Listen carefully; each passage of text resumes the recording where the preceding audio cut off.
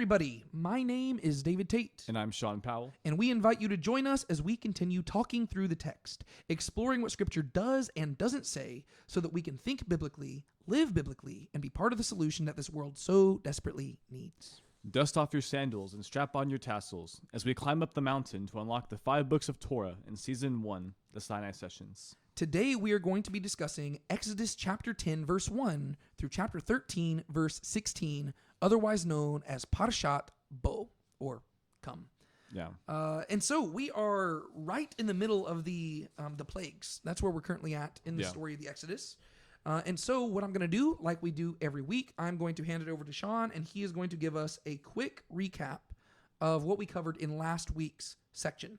Big picture, we're in the book of Exodus. This is is it our third or fourth week in the book of Exodus? I think fourth, third. Right? Should be third, I would think. The first week, oh no, you're right. This is the third week. Yeah. The first week basically covered all the way through Moses returning to Egypt, right? And then last week was second week. Okay. So, you ready? I think so. 3, 2, 1, go. So after Moses goes to ask God, after the Israelites' labor gets harsher, God basically just reassures Moses saying, now watch what I'm going to do to Pharaoh in Egypt with these plagues. So he sends him and Aaron to go talk to Pharaoh and his mages, and they show them the signs, like with the staff turning into a serpent. The Pharaoh's mages come and they do the same thing, but Moses' staff eats up the other serpents. Mm-hmm. And then we see this series of plagues, and it's kind of a cyclical thing to where like you have Moses and Aaron going before Pharaoh, and they will, plead to let the people go. Pharaoh will say no, but by the time you get into a couple more plagues, they're not going before Pharaoh. But I guess in the order, you have the Nile turns to blood. You have a plague of frogs, where the frogs like kind of invade the homes. You have this like army of gnats. You got a plague of flies, or like a swarm. You have the livestock dying. Then the Egyptians get boils on their skin. And then there's this like plague of hail, so like just lightning and stones coming from the sky. And you start to see as it goes on that the mages are not able to replicate these plagues, and so they realize that God is behind it. All right. How long do you think that was? Probably over a minute. Minute 5. 1 minute and 13 seconds. Okay, dang. Yeah. But there's a lot to cover there. And so, we basically see the beginning of the plagues, and we see the first 7 of the plagues going on. And then today what we're going to see, just to sweeping overview of the entire section, we are going to see the 8th plague, the 9th plague, the 10th plague, which is really an expanded account that also features the Passover event. Mm-hmm. And then we're going to see the beginning of the Exodus proper, right? Mm-hmm. So the book of Exodus is really named after not just the events that took place in Egypt, but the word Exodus literally just means to exit. And so today we are going to see them begin to exit the land. And that's going to be cemented even further next week, because next week we're going to talk about the parting of the Red Sea and everything. Mm-hmm. But we're not quite there yet. Today we are really just, we are still in the let my people go section of this whole book. Yeah. And one thing that we talked about last week is that if you're just looking at the structure of the plagues themselves, last week's section really kind of ended in a weird place, because of the 10 plagues, the 10th plague is kind of its own thing, right? Because it's like this big climactic moment. Mm-hmm. And the first 9 plagues are separated into 3 sets of 3, to where basically, if you just like look at the narrative itself, the details that are included and the details that are omitted with each plague directly correspond whenever you look at those 3 different cycles, right? And that kind of allows us to see this, I guess, this transition and thematic progression as you're going through through the plagues. Because the first cycle, those plagues are primarily just annoyances that they do make things inconvenient for the land of Egypt, but it's mainly just to prove to them that God is more powerful than anything that they've got going for them. Yeah. And so whenever you look at the first 3 plagues, God does not make a distinction between Israel and Egypt at this point. The plagues are just affecting everybody, and they're all having to suffer through it. Mm-hmm. And the main people you see coming to the forefront during this time period are the Egyptian magicians that you were highlighting. And for the first 2 plagues, they are able to reenact them. But by the time you get to the 3rd plague, they come to the conclusion, this is the finger of God. Mm-hmm. And so these little inconveniences have come to make them realize we're dealing with somebody who is way more powerful than anything that we have. Yeah. which then leads into the second set of plagues, which is where things get to, like, I guess we turn from annoyances to like devastation, and things actually begin to harm both the land and the animals and the people. And this is where God begins to make a distinction between Israel and Egypt. And while the Egyptians are suffering, the Israelites in Goshen are spared. Yeah. And whenever you look at these plagues, for the first two plagues, Pharaoh's magicians are nowhere to be seen. But then you get to the third plague, and they show up, but the only time they show up is so that they can, like, basically for the text to tell us that they could not even stand before Moses and Aaron. And so basically they show up just to reemphasize how powerless they really are. Yeah. So at the end of the first cycle, they realize they have, like, that they've met somebody who is beyond their power. And by the end of the second cycle, they're beginning to realize they have no power at all. And so quite fittingly, you get to that third set of plagues. And in this set of plagues, which is plagues 7 through 9, this is where we really see just the total destruction of Egypt's economy, populace, all that stuff, to where things are going to go really, really bad for them. And what we see in this set of plagues is that like Pharaoh's magicians are nowhere to be seen.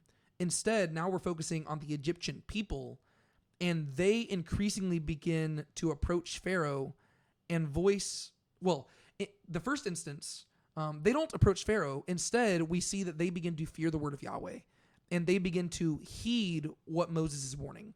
And so we get to see that the Egyptians, not only have they ceased to trust in their magicians, but they are now beginning to trust in Yahweh. And then as the story progresses, they eventually go before Pharaoh and they say, dude, why aren't you letting these people go? So you see the Egyptians actually turning on Pharaoh himself. Yeah. And so that's where we're currently at in the story, because why I said last week ended an awkward section is that it would have made more sense for last week's section to end at plague 6 or plague 9. Yeah. But for some reason we ended at plague 7. And so we're going to begin today with these final two plagues of the final cycle of plagues before we get to the 10th one. And then the other thing to highlight that we talked about last week is that in the midst of all of this, not only do we see a transition amongst the people of Egypt, right, where they are moving from confidence in themselves to an increased fear and confidence in Yahweh, but we also get to see a shift in Moses' character, where he also has gone through this whole like character arc to where you go to chapters 3 and 4 and 5 and 6, and Moses is a very reluctant prophet who does not want to do this, but God says you're going to do it anyways. And so going into the plagues, Moses is doing what God says, but he's still very reluctant to go about it, and he still has some issues. Whereas as you look through the different cycles, you see this transition where in the first cycle of plagues, God will say, hey, Moses, go say this to Pharaoh, and then say this to Aaron, and Aaron will do the plague. You get to the second cycle of plagues, and we see what Moses is being told to say to Pharaoh, but we don't see who is actually enacting the plagues. Whereas in this third set of plagues, now God is saying, go say this to Pharaoh, and then Moses, I want you to do the plague. And so we get to see that there's been this transition where Aaron's purpose is not as in the forefront as we originally thought. And if you go even earlier, the whole reason Aaron was needed is because Moses was coming up with an excuse why he didn't want to serve God. And so God says, you don't want to listen to me? Fine, I'll have Aaron do it. But as you've been looking through the plagues, Aaron has less to do, and Moses is stepping up, which tells us that Moses is kind of buying into this.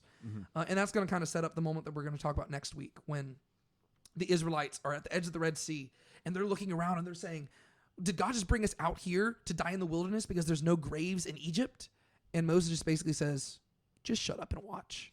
And so we get to see this really cool, I think often missed character arc with Moses, to where in the background, as God is doing these things, not only are the Egyptians and not only are the Israelites coming to know who Yahweh is, but Moses himself is, which I think is really cool, because that's also going to set up stuff later on in the book where Moses is going to really understand the heart of God better than arguably anybody else in Scripture so far. And so that's kind of where we've been at so far. I know that, see, this is why I have him do the recaps, because he can recap things in a minute and 13 seconds, whereas I just talk for Lord knows how long. They're both good. But, well, yeah, there's good things on both sides. But, yeah, so do you want to hop in? Sure. All right. We do have a bit of a shorter section today, which doesn't necessarily mean that this is going to be a shorter episode, but it could mean that, and you probably know this before we do, because whenever you're watching this video, you can actually look at the timestamp to see how long this is. That's true. And so we pick up in chapter 10, which I guess we can really address the whole chapter together because these are plagues 8 and 9. These are the final two plagues of the third cycle. Would you like to summarize what happens here? Yeah, so basically, like you said, there's the plague of locusts and the plague of darkness. And in both cases, you have, Moses going before Pharaoh. And actually, I guess the first plague, the locust one, he goes before Pharaoh. And he asks Pharaoh to let the people go. And as usual, Pharaoh tries to compromise. He says, okay, well, y'all, he'll say, only these people can go, but not, everyone can go. And Moses says, no, he won't compromise. And so God sends these locusts from the east, and they basically devour everything that the hailstones left. And eventually, Pharaoh brings Moses and Aaron and pleads for them to relent of this plague. And so they do, but then he hardens his heart again. And then again, God sends them to do this plague of darkness. The same thing happens. Pharaoh summons for them and says, please go, but he won't let everyone go. And so Moses does not give in to that. But after that plague relents, he still hardens his heart. Yeah. I think it's very interesting how, I don't know, whenever I've studied this book in the past, I guess because I really have just kind of just lumped all the plagues together in the past and just been oh, these are the plague section. I haven't really focused on the nuances of what's actually progressing with each of these plagues. Mm-hmm. And one thing that stood out to me is the different negotiation tactics of Pharaoh throughout this, where we do read that he consistently hardens his heart, but we also do get to see this man breaking over time. Whereas in my head, whenever I read it prior to this, specifically for this podcast, I think I've always viewed Pharaoh in the past as just kind of being this stubborn guy till the end who's just unwilling to budge. Whereas that's not necessarily the case. And that's not really how the text is portraying it. And I think this has even shaped how I view, whenever we talk about the phrase and Yahweh hardened Pharaoh's heart. For the earlier sections, it says that Pharaoh hardened his heart. Pharaoh hardened his heart. And then later on, it will say Yahweh hardened Pharaoh's heart. And in the past, whenever I've talked about that, usually I emphasize this is God giving Pharaoh what he wanted, right? God's a gentleman, and if you harden your heart, he's going to help you, right? And I think that there's an element of truth to that. But I do think that there is also an element of the fact that by the time you get to the later plagues, if God hadn't hardened Pharaoh's heart, he might have just let the people go. And that really kind of just, again, it really challenges, I guess, our theology of God a little bit, or some people's theology of God, right? Because some people kind of view God as just being this, I don't know, hey guys, I just want what's best for everybody at all times. Yeah. Whereas what we have to realize about the Exodus is that God has a very intentional goal behind this story. And he has made it very clear, his goal is not simply to set the people of Israel free. If that were his goal, none of the plagues would have been necessary. He could have snapped his finger and they would be free. Instead, he's wanting to communicate something about himself. And so if Pharaoh gives in too early, the message won't land. And also, furthermore, if Pharaoh just relents and says, let the people go, the Israelites might be led to the conclusion that it was Pharaoh's compassion that led him to do so, right? Whereas God wants to make it clear he is the one who delivered them. And so, unfortunately for Pharaoh, that means that he has to be brought to the end of himself. And it has to be very clear in the end, God is the one who delivered them. And I think that even makes more sense to where even after they are freed, this kind of moves forward into next week's section. But after they're freed, God is the one who says, I'm going to harden Pharaoh's heart and make him chase after you. Yeah. Because it has to be very clear to the Israelites, God is the one who saved them. And so in a second, I'm going to just kind of very briefly recap the different negotiation tactics of Pharaoh throughout these. But what are some thoughts that you have? Well, just you saying that made me think even I know we try not to jump too much to New Testament stuff, but in Romans, in the middle of Paul's whole argument about the state of Israel and stuff, not political state, but the current being of Israel, yes, and their fate, their status of Israel. Yeah.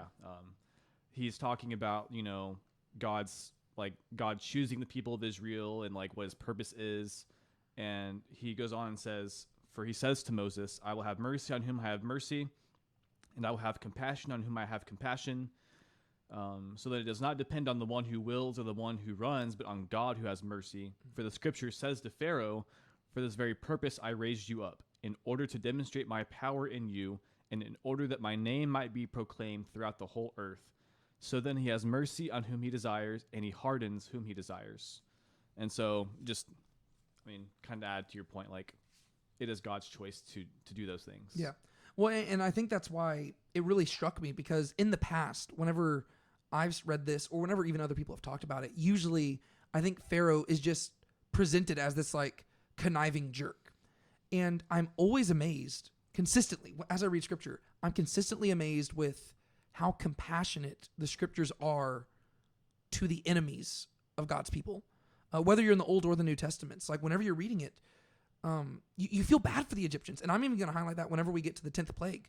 I think that there's certain verses there which it's actually highlighting like, yes, this is a triumphant moment where the people of Israel are going to be freed, but it's also a really sad moment for the Egyptians.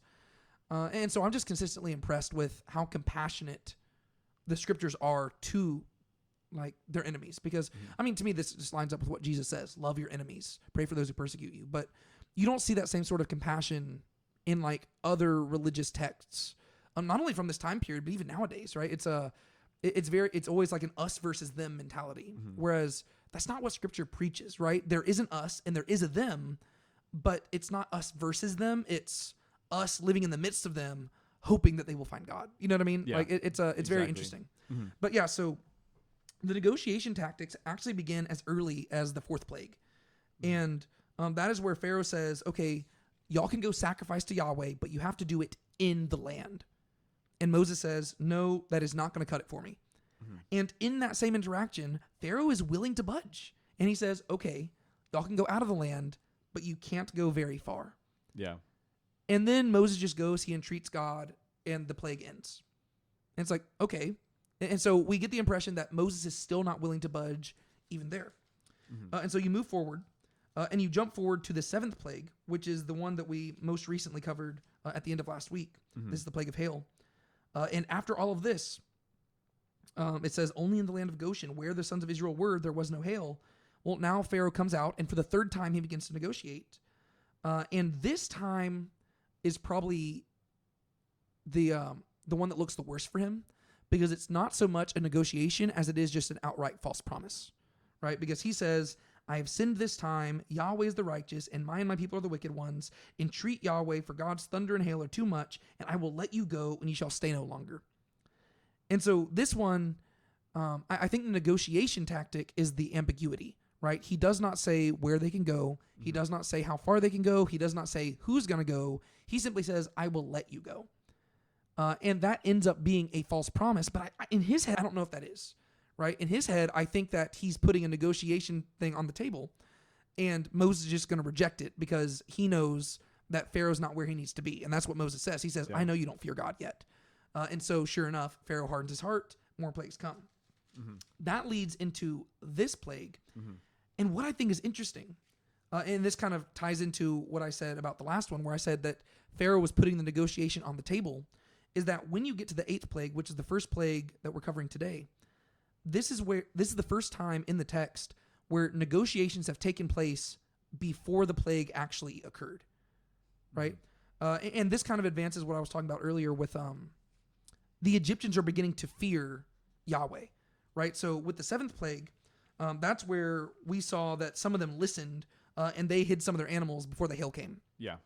But for the 8th plague, after the plague is announced, but before the plague occurs, this is where we read in verse 7, Pharaoh's servant said to him, how long will this man be a snare to us? Let the men go, that they may serve Yahweh their God. Do you not yet know that Egypt is ruined? Right? And so they come up to him and they're like, dude, you've got to do something about this. And so keep in mind that this is in the same context of after the 7th plague, he says, I will let you go. And we don't see how that conversation ends. Instead, a little bit later on, Moses says there's going to be an 8th plague. And so it seems to me that, yes, Pharaoh was making a false promise, but I think he was just opening up negotiations, which then leads into this conversation. And he says, who are we talking, right? Verse 8, he says, go serve Yahweh your God. Who are the ones that are going? And so it is going to ultimately be a false promise, and he's not going to let them go at this point. But it's like at the end of Plague 7, he was willing to discuss it, right? He says, okay, I'll let you go. And whenever he comes up to this one, like he's the one who approaches them and says, all right, let's talk about this. Who exactly do you want to leave? And then Moses answered and basically says, everything needs to go. And this is where you get to negotiation number 5, where he basically says, only the men. Like, I will only let, like, specifically the Gibborim, like the mighty men. And so he says, I'm not going to let everybody go. And to be as empathetic towards Pharaoh here, you've got to keep in mind that through all of this, Moses has simply been requesting, let us go into the wilderness to worship God for a 3-day feast.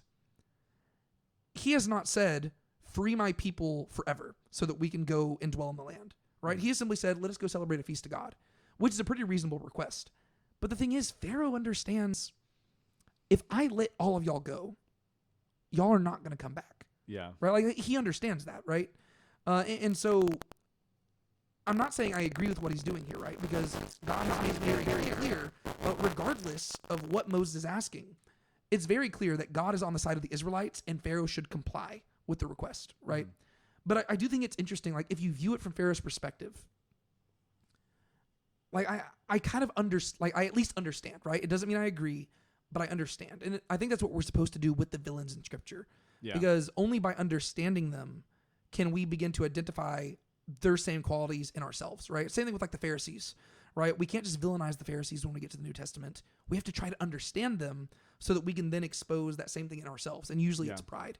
And so do you have any thoughts on that? Nothing really to add per se, but I do think that is interesting. And like, it makes sense when he says things like, just don't go very far. Cause again, it's like, he's a little skeptical, and it's almost like in the same way that we're kind of saying that he's making a false promise. Like, in his mind, you could easily make the argument that he knows that it's almost like Moses is doing the same thing, to where he's saying, like, it's almost like Moses is lying to him, to where he's saying, let us go make a sacrifice and worship in the wilderness. But what he actually means is let us, like, leave. And we talked about this before, but I mean, part of the reason for that is because God knows that even with this, Pharaoh's not going to budge. And so there's no reason to ask to let them all go, because even with this small request, he's not going to budge. Yeah. So, but I just do find that interesting to look at it from both sides, because in the past, it's easy to just be like, stupid Pharaoh, why won't you let the people go? Well, they are asking for quite a bit, right? And especially if you take the numbers literally, like, by the end of this, it says 600,000 men plus women and children and stuff leave. Yeah, plus like a group of people to join them. Yeah, well, yeah, and so, like, that's a huge workforce. Yeah. And if you're Pharaoh at this time, that's not an easy request. And so it's easy for us to wag our fingers at Pharaoh and say, you're being dumb. But that's because we know who the good guys in the story are, right? We know that Yahweh is the one true God. We know that Moses is his prophet. We know that this does need to happen. We know this promise that was made to Abraham. But like Pharaoh said at the very beginning of the story, he says, I do not know Yahweh, neither will I send your people out. Like, yes, Pharaoh is arrogant, and yes, he's doing some really wrong things, but he is, like, a lot is being asked of him, right? And I think that's why later on, whenever you get to the prophets and stuff later on in the scriptures, this is where, like, the prophets are so much angrier at the Israelites, because they're like, okay, like, if God doesn't judge you, he has to apologize to Pharaoh. Because Pharaoh, you can at least understand why he's resisting this. Yeah. Whereas the Israelites later on, it's like, okay, you have hundreds of years of Yahweh's faithfulness, and you have the Torah, and you aren't listening, and you keep rebelling against him. Like, what's your deal? With Pharaoh, he at least has an excuse. And so, I don't know. It's made me feel, I guess, a little bit bad for Pharaoh while reading through this, but not in a way that's, like, condoning his sin, right? Mm-hmm. It's just like being like, okay, this is a guy who is a victim of his own pride, and he is bringing about his own downfall. But the thing is, if I were in his shoes, would I be any different? Probably not. Like, if I were the king of the most powerful nation at the time, and some random shepherd who'd been dwelling out in the desert for 40 years told me that an invisible God told him that he should tell me that I should release millions of people to his care for a 3-day festival, I'd probably be resistant against that as well, right?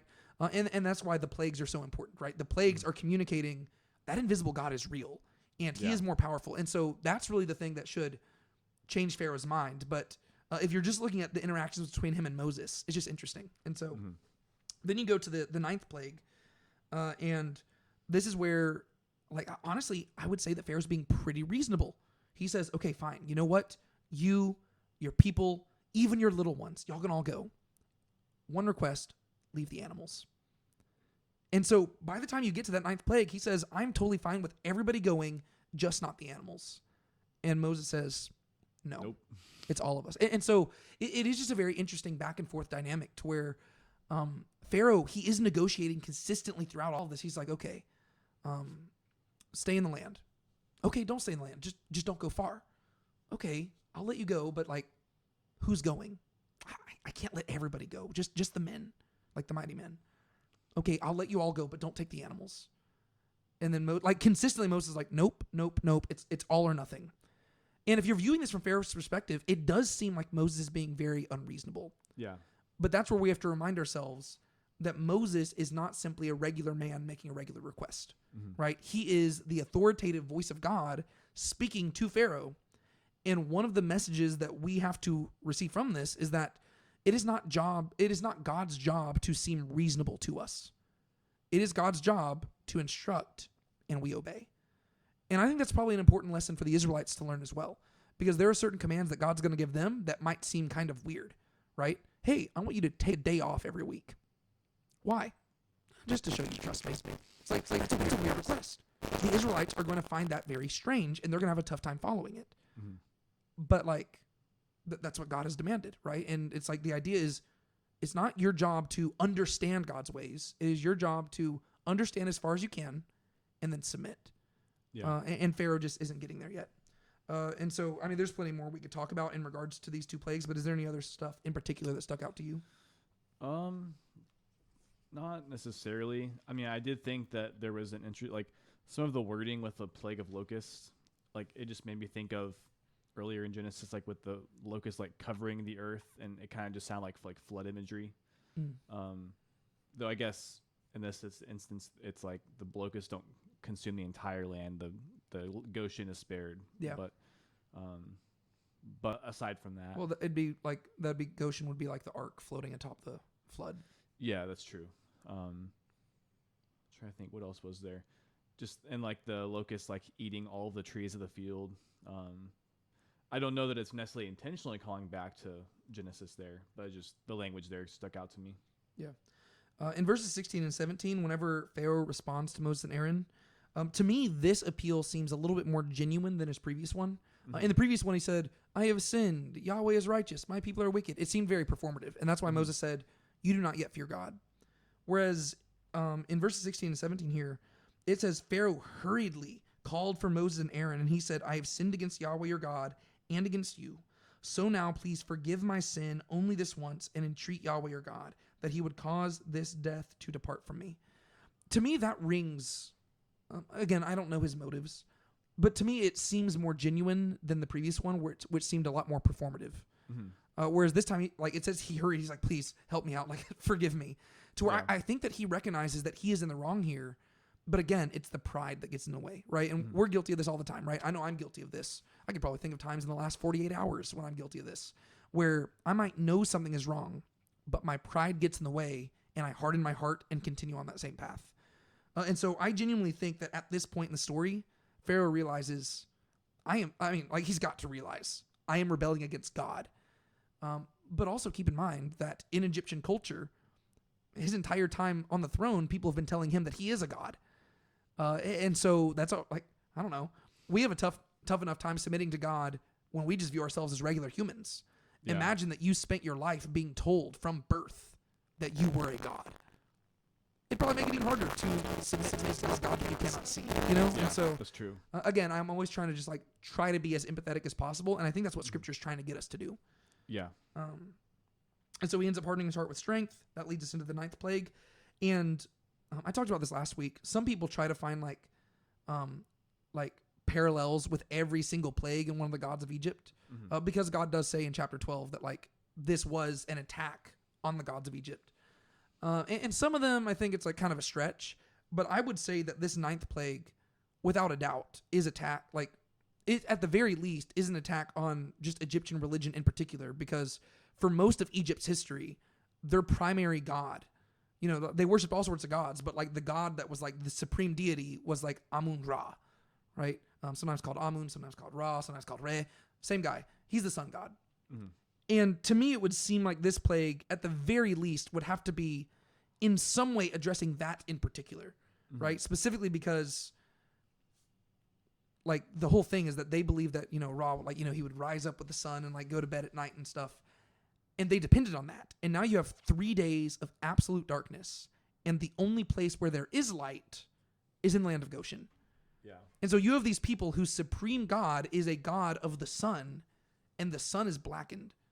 But then you have the Israelites in Goshen, and it doesn't mention that, like, it was just, like, apparently there is no specific source of light other than God himself providing it.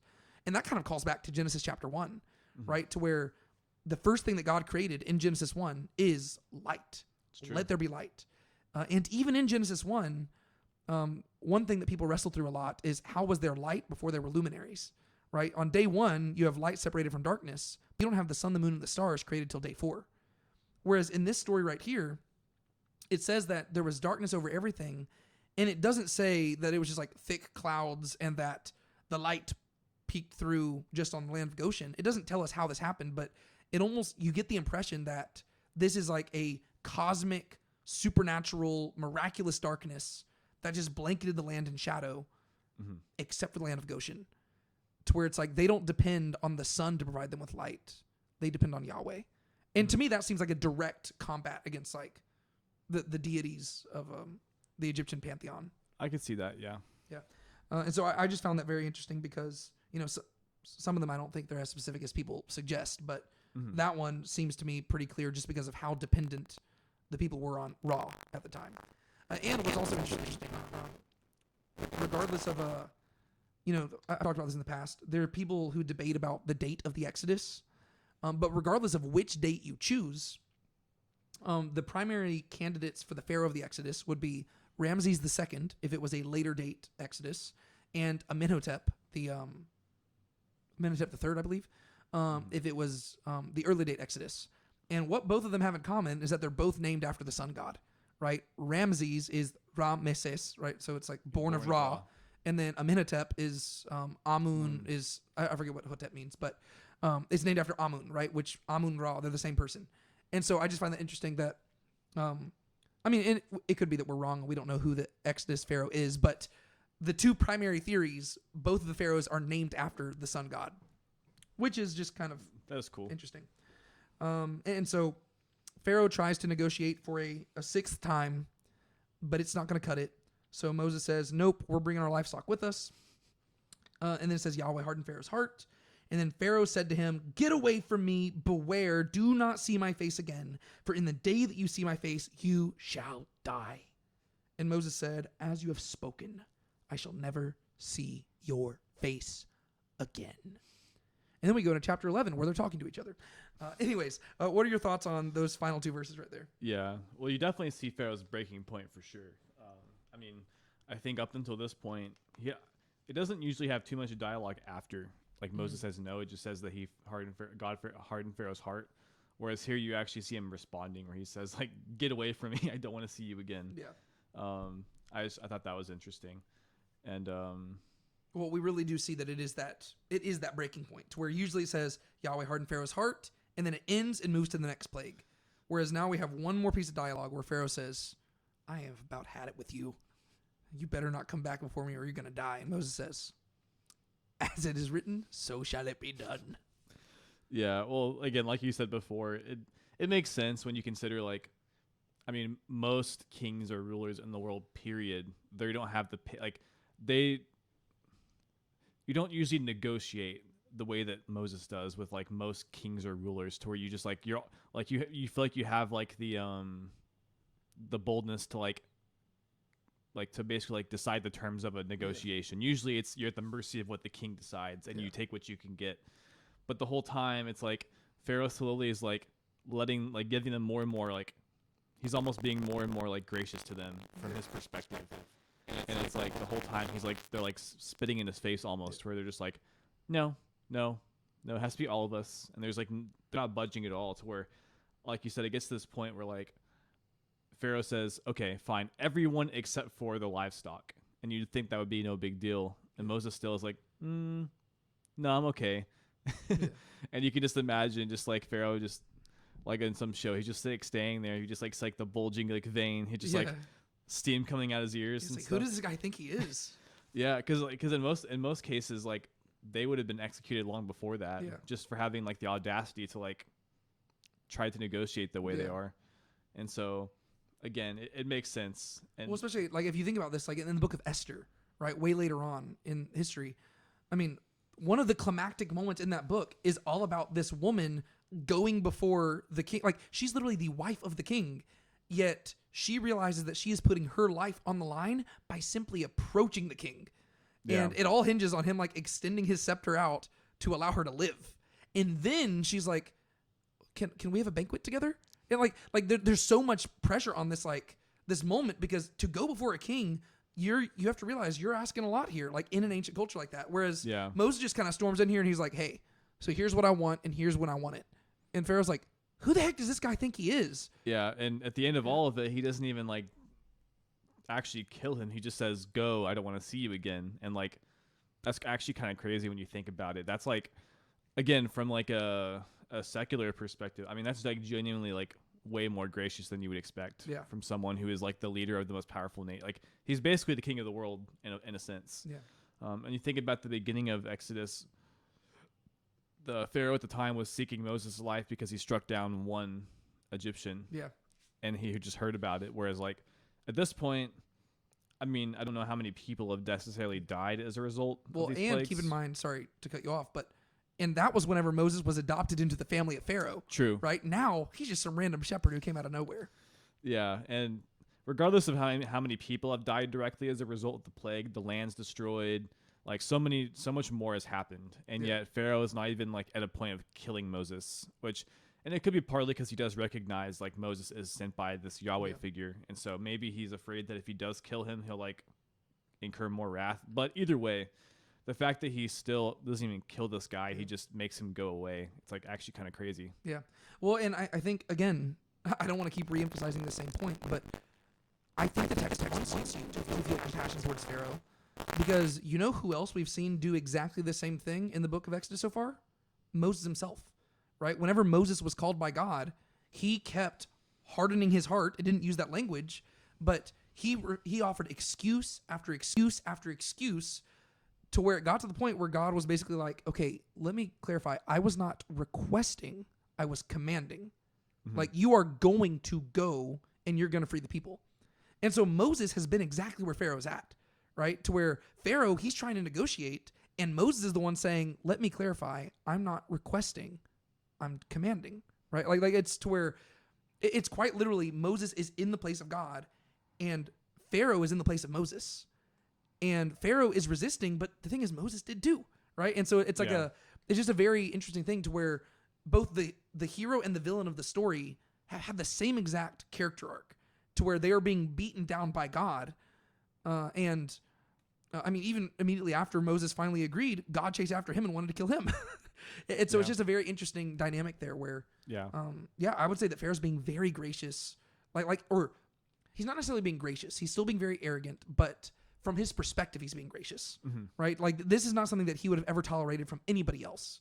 The only reason he seemingly is tolerating it is because Moses does have the receipts where he is actively performing these supernatural acts that are crippling Egypt's economy, to where if he were not doing these plagues, Moses would have been dead a long time ago. Yeah. But the fact that he's actually able to do this, and the magicians are like, there's something to this. Pharaoh's like, okay, like, I will listen to you, but you're pushing me right now. And so I think it's again, if you just step into Pharaoh's mind, like, you almost want like an alternate version of the story from Pharaoh's perspective. Other than the fact that the issue with that is that if recent cinema has taught me anything, is that the moment you the moment you tell a story from a villain's perspective is the moment that people stop viewing them as a villain, because apparently people, the moment they begin to empathize with somebody is the moment they begin to justify what they do, which is a problem. That's like a problem in our culture.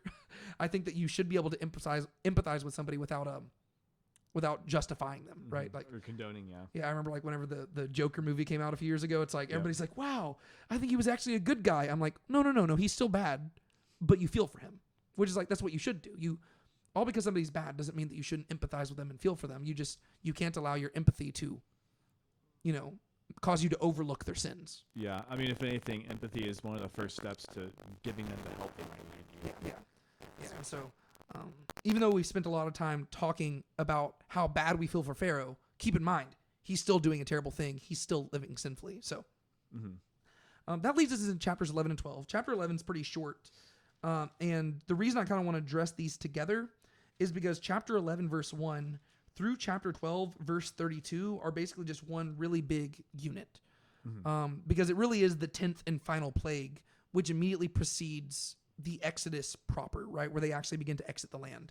Yeah. And so, just like we had these 3 cycles of 3 plagues, this section is also broken into really 3 main sections, right? You've got the announcement of the plague.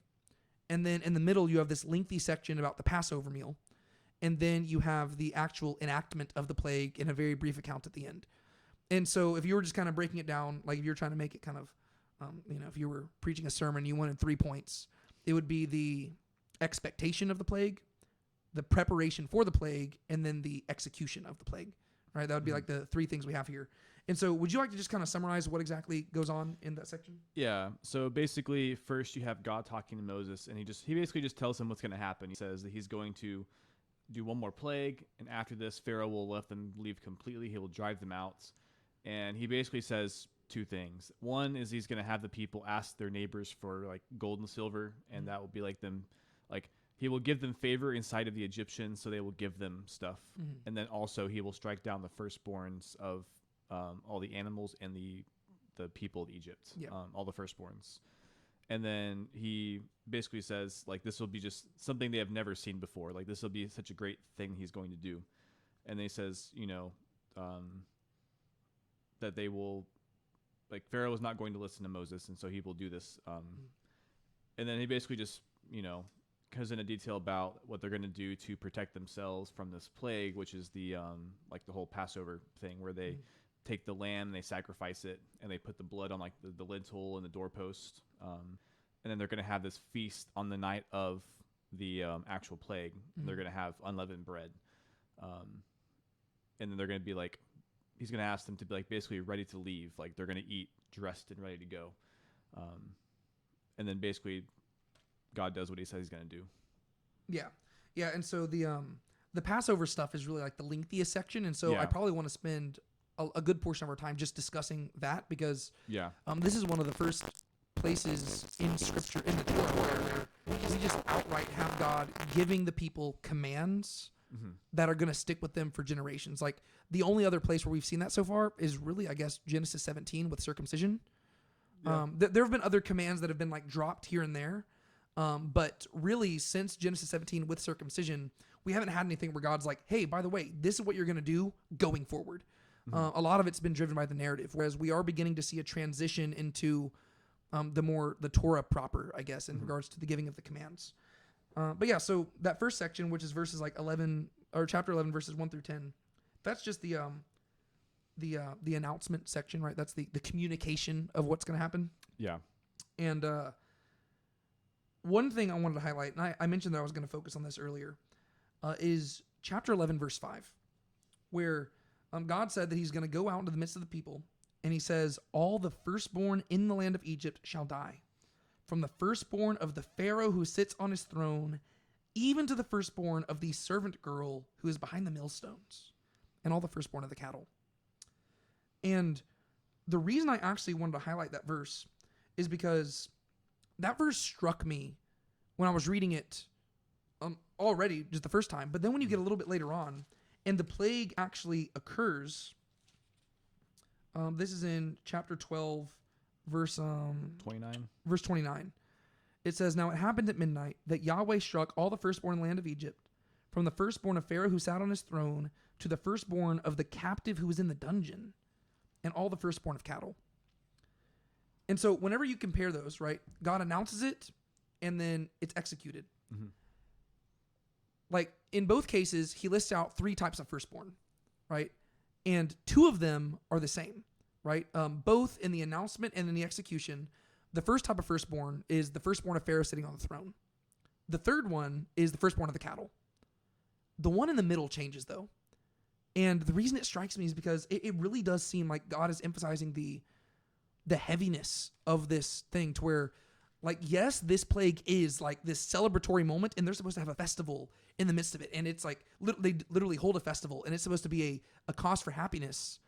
But God doesn't divorce the happy event from the weight of what came, or the weight of what it cost, right? Yeah. To where you look at the announcement and he says, the firstborn of the servant girl who is behind the millstones.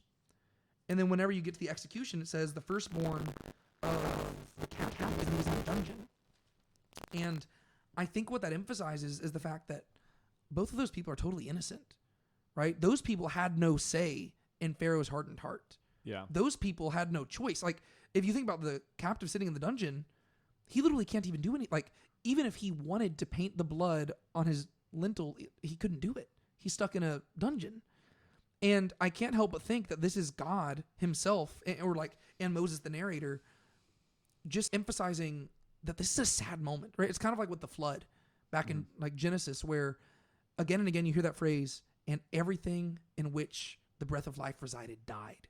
Yeah. Like, and it's like, it's emphasizing, yes, this is God doing this, but all because God is doing it doesn't mean that it's like automatically a happy thing, right? I think that's how we try to like oversimplify things in our like modern church circles, but God, it doesn't seem to me that he delights in this judgment. Mm-hmm. He's doing it because it's the right thing to do and it's the necessary thing to do, but it doesn't seem to me that he's like happy and he's like, yes, I can't wait to do this. Like, no, like he's like, Yeah. there are innocent people who are suffering here because on one hand, the pride of Pharaoh, but on the other hand, because of the necessity of him communicating who he is to Israel. And it's necessary for them to know who he is so that they can communicate it to the rest of the world. So what are your thoughts on that? Well, I was going to say one thing that I also notice is I think in verses like this, it's easy to forget, like, God could have just said from greatest to least, all the firstborns shall die. But it's the fact that the 2 people he mentions are both, he gives like images of them. Like, it's the Pharaoh, not just a Pharaoh, it's the Pharaoh who sits on the throne. So you can like picture it in your head, this proud Pharaoh. But he also then says the serving girl behind the millstone, and you can just like picture like a scared young woman hiding behind a stone, or the captive in the dungeon. Like, these are people who are suffering already. Yeah. They're not people who are just suffering because of the plague. Yeah. The captive in the dungeon. If this was like a show, you would think these are the Israelites. Yeah. These are the people who'd be the captive in the dungeons. They're freeing the captives. No, this is a captive in the dungeon who's already suffering. Yeah. And yet their kid's going to die because of what's going on. Like, yeah. It's not really a good image. Yeah. Well, and I think it goes back to Genesis 1 where God makes man in his image or as his image. And one of the startling things about that we take for granted, and one of the startling things about Torah is the fact that God cares so much for humans. That is something that we take for granted nowadays, where nowadays people have the audacity to say that God should care about us more. And it's really just because they don't understand how deeply he already cares. But people have the audacity to challenge God and think that he's not doing enough and that he's not good enough. And it comes from a very arrogant and entitled perspective on the part of man. Whereas, name me another ancient religion that depicts the gods as even caring about humans and treating them as anything more than just playthings. Right? If you look at like the Greeks and the Romans, whenever the gods interact with humans, it's usually to use them as objects in some way, right? It's not that they care about them. They're like, ooh, I love this person. It's like, no, Zeus just wants to have some babies. And so he is going to go impregnate this woman. And whenever you look at like the ancient Near Eastern religions, they create humans as a byproduct. It's like, oh, I need somebody to slave on the earth so I can go party up in heaven. And so it's all like an afterthought. And if anybody is respected by the gods, it's the kings. And even then, it's not necessarily that they care for the kings. It's that they acknowledge that these people are powerful and deserve respect. Whereas the Torah is unique because it's like you have God who is waging judgment on enemies. Yet even as he's doing it, he does not lose sight of the fact that there are innocent people who are suffering. And he doesn't want the Israelites to lose sight of that either. To where, I don't know, it lets us know that God sees these people, he cares about them, and not only does he see them and care about them, but he feels it is necessary for Moses to write that down so that the Israelites studying Torah can think about them as well. Because there would be a temptation of the Israelites to think, oh yeah, well, those are the people who enslaved us, right? Those are the people, they deserved it. They had it coming. Yeah. And God says, what about the woman behind the millstone? What about the slave in the dungeon? Did they have it coming? No.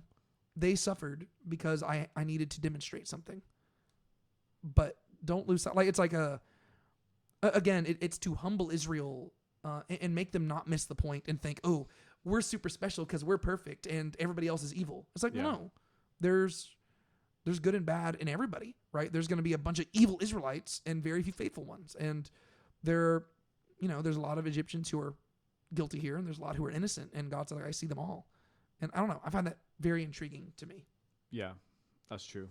Do you have anything else you want to say on that? I could easily just like turn this into a full out sermon and talk about it for a few more hours, but yeah, I don't really have much else to say to that. I was gonna just say to what you said a second ago about like the other gods and stuff.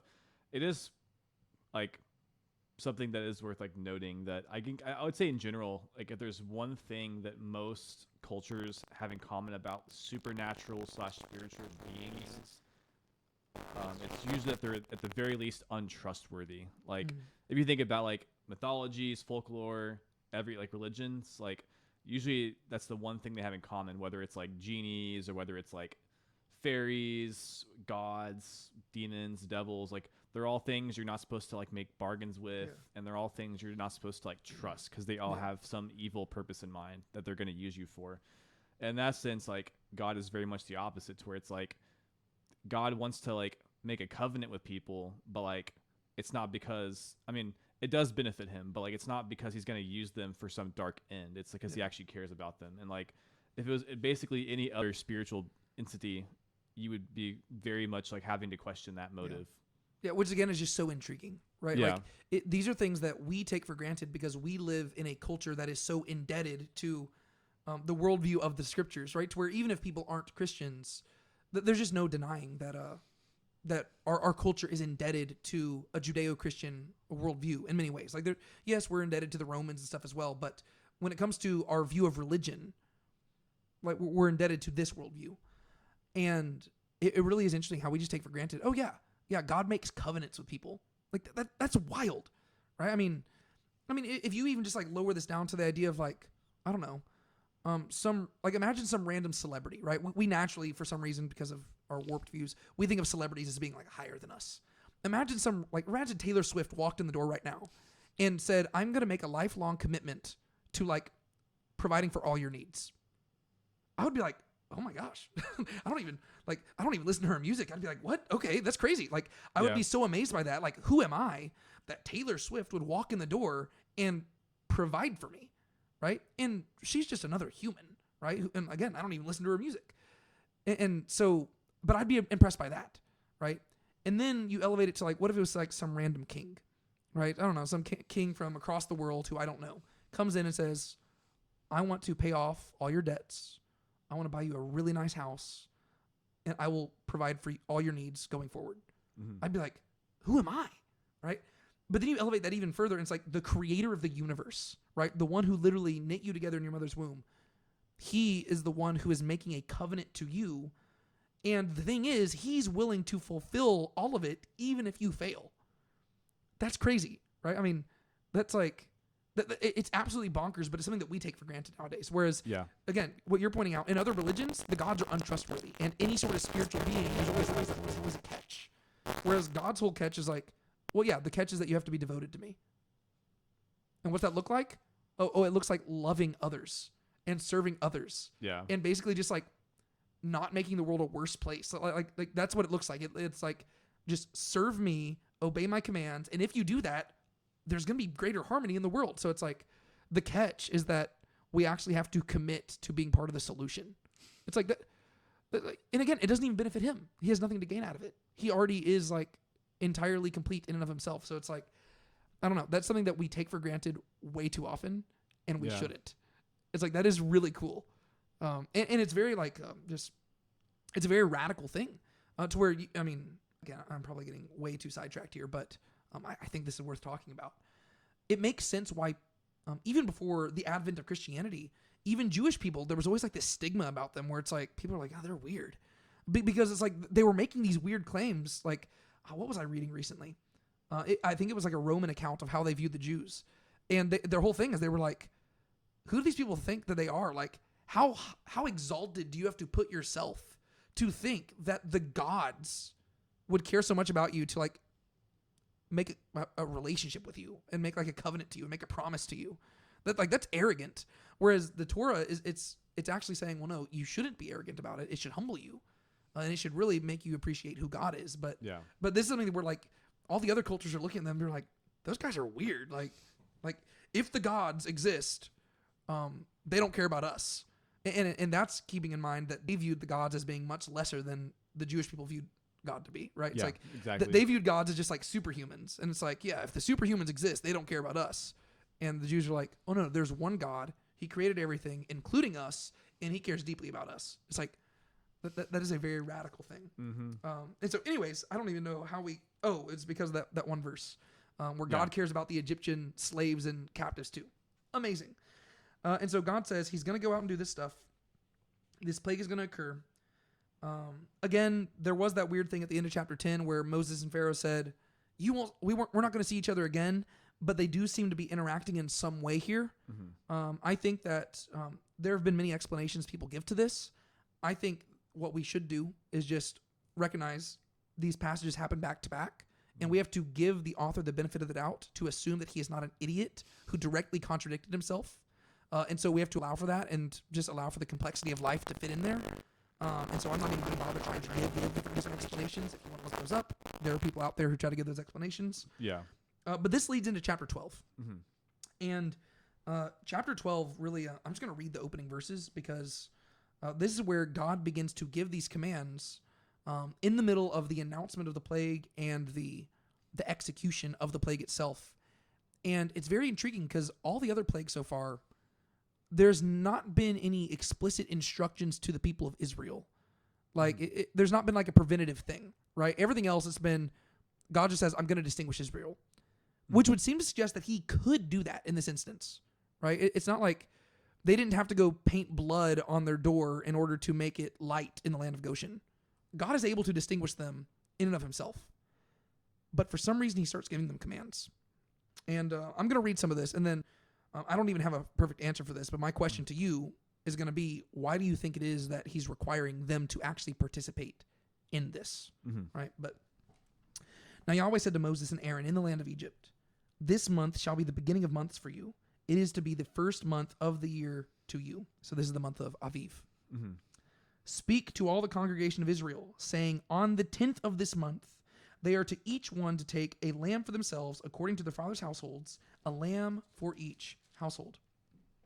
Now, if the household is too small for a lamb, then he and his neighbor nearest to his house are to take one according to the number of persons in them. According to what each man should eat, you are to apportion the lamb. Your lamb shall be male, without blemish, a year old. You may take it from the sheep and from the goats. And you shall keep it until the 14th day of the same month. Then the whole assembly of the congregation of Israel shall slaughter it at twilight. Moreover, they shall take some of the blood and put it on the two doorposts and on the lintel of the houses in which they eat. And they shall eat the flesh that night, roasted with fire, and they shall eat it with unleavened bread and with bitter herbs. Do not eat any of it raw or boiled at all with water, but rather roasted with fire, its heads and its legs along with the entrails. And you shall not leave any of it over until morning, but whatever is left of it until morning you shall burn with fire. Now you shall eat it in this manner, your loins girded, your sandals on your feet, and your staff in your hand, and you shall eat it in haste. It is the Pesach, the Passover of Yahweh. And I will go through the land of Egypt on that night, and will strike down all the firstborn in the land of Egypt, both man and beast. And against all the gods of Egypt I will execute judgments. I am Yahweh. And the blood shall be a sign for you on the houses where you are. And I will see the blood, and I will pass over you, and there shall be no plague among you to destroy you when I strike the land of Egypt. Pretty extensive instructions there. Yeah. And then he's going to give more instructions after that. Why do you think it is and again, I don't have a clear answer here. Yeah. Why do you think it is that on this plague in particular, God says, I want you to do all this stuff? Because it isn't that he needs it, right? It's not that it's like, oh, if you don't do this, I won't know whose house to go to. Like, that's how I think people portray it sometimes. But if you read the previous plagues, that's not the case. In the previous plagues, God just distinguishes them. He knows who his people are, right? If he can distinguish between Pharaoh sitting on the throne and the servant girl behind the millstone, he can distinguish an Israelite from an Egyptian. Why do you think it is that he makes them do all this? Yeah, I guess I have a couple thoughts. One probably like more straightforward I thought would be that one idea could be that the last few plagues, they've just simply been like distinguished, and so they haven't really like had to experience anything for themselves. They've just been like sitting there kind of, I don't know if they're necessarily chilling or not, but it's possible that this is God getting them to like kind of understand the cost, to where like they're not simply just sitting there being like, haha, you all would die. Like God's like having them actually do something that like involves them also slaughtering something. And it could be like them dealing with the blood and stuff, could be like them having to like remember the cost of it, even though it's not like people are dying, it's animals that are dying. It also could be, again, if you're thinking forward in time, thinking ahead, this is the last plague, so shortly after this, they're going to be on their way to their becoming their own nation. And so this could be like God taking steps to like, because as we're going to read from this point on, Israel, like the nation, Israel as a nation is going to be strongly identified with the Exodus specifically. And so this is like the final plague where God is going to then lead them out of Egypt. And so it could be that he is giving these instructions because, as he says at the beginning, right? Actually, I guess he hadn't said it yet, that this is going to be like something they celebrate going forward. But it could be that this is the event that God wants them to remember going forward, where God is sparing them specifically. And maybe just it hits harder than the other plagues specifically. And so this is part of God like giving them things to help remind them of, because as we're going to see, like the flood, he's not going to flood the earth every year. He floods once. And the same thing, he's not going to do an Exodus every single year. He's going to do it one time, and then they're going to have to remember it going forward. So this could be God kind of putting things in place so that they can have this to look back to. Because if they just rely on the whole remember the Alamo, they're going to forget in a couple generations. Whereas if they have something that they have in place to do, it'll stick in their head better. Yeah. Well, and I think that all of that is correct, right? Like, I think that one thing that we probably can't overlook, and I think that we sometimes tend to overlook things like this, especially in Protestant circles, and especially like our tradition is more like Baptist. I think that sometimes we tend to downplay the importance of like ritual, in a community. And I think that's like an interesting trend I see nowadays, that you actually have more people who are converting from Protestant beliefs to Catholicism, which is it's like a growing movement in recent years. And I think it's because there is this hungering inside of people for like ritual stuff. And I think sometimes that we recognize the dangers that rituals can have, and therefore we like almost downplay them too much. But I think one thing that we could do is probably like even compare this to whenever we take communion or the Lord's Supper or Eucharist, whatever you want to call it. Sometimes in like our Baptist circles, we downplay it to where it basically just like, we're like, oh, it's just a symbol. And I do believe it is symbolic, but it's also very important, right? And Jesus himself is going to, like, basically, spoiler alert for the New Testament, whenever Jesus institutes the Lord's Supper, it's not a new thing.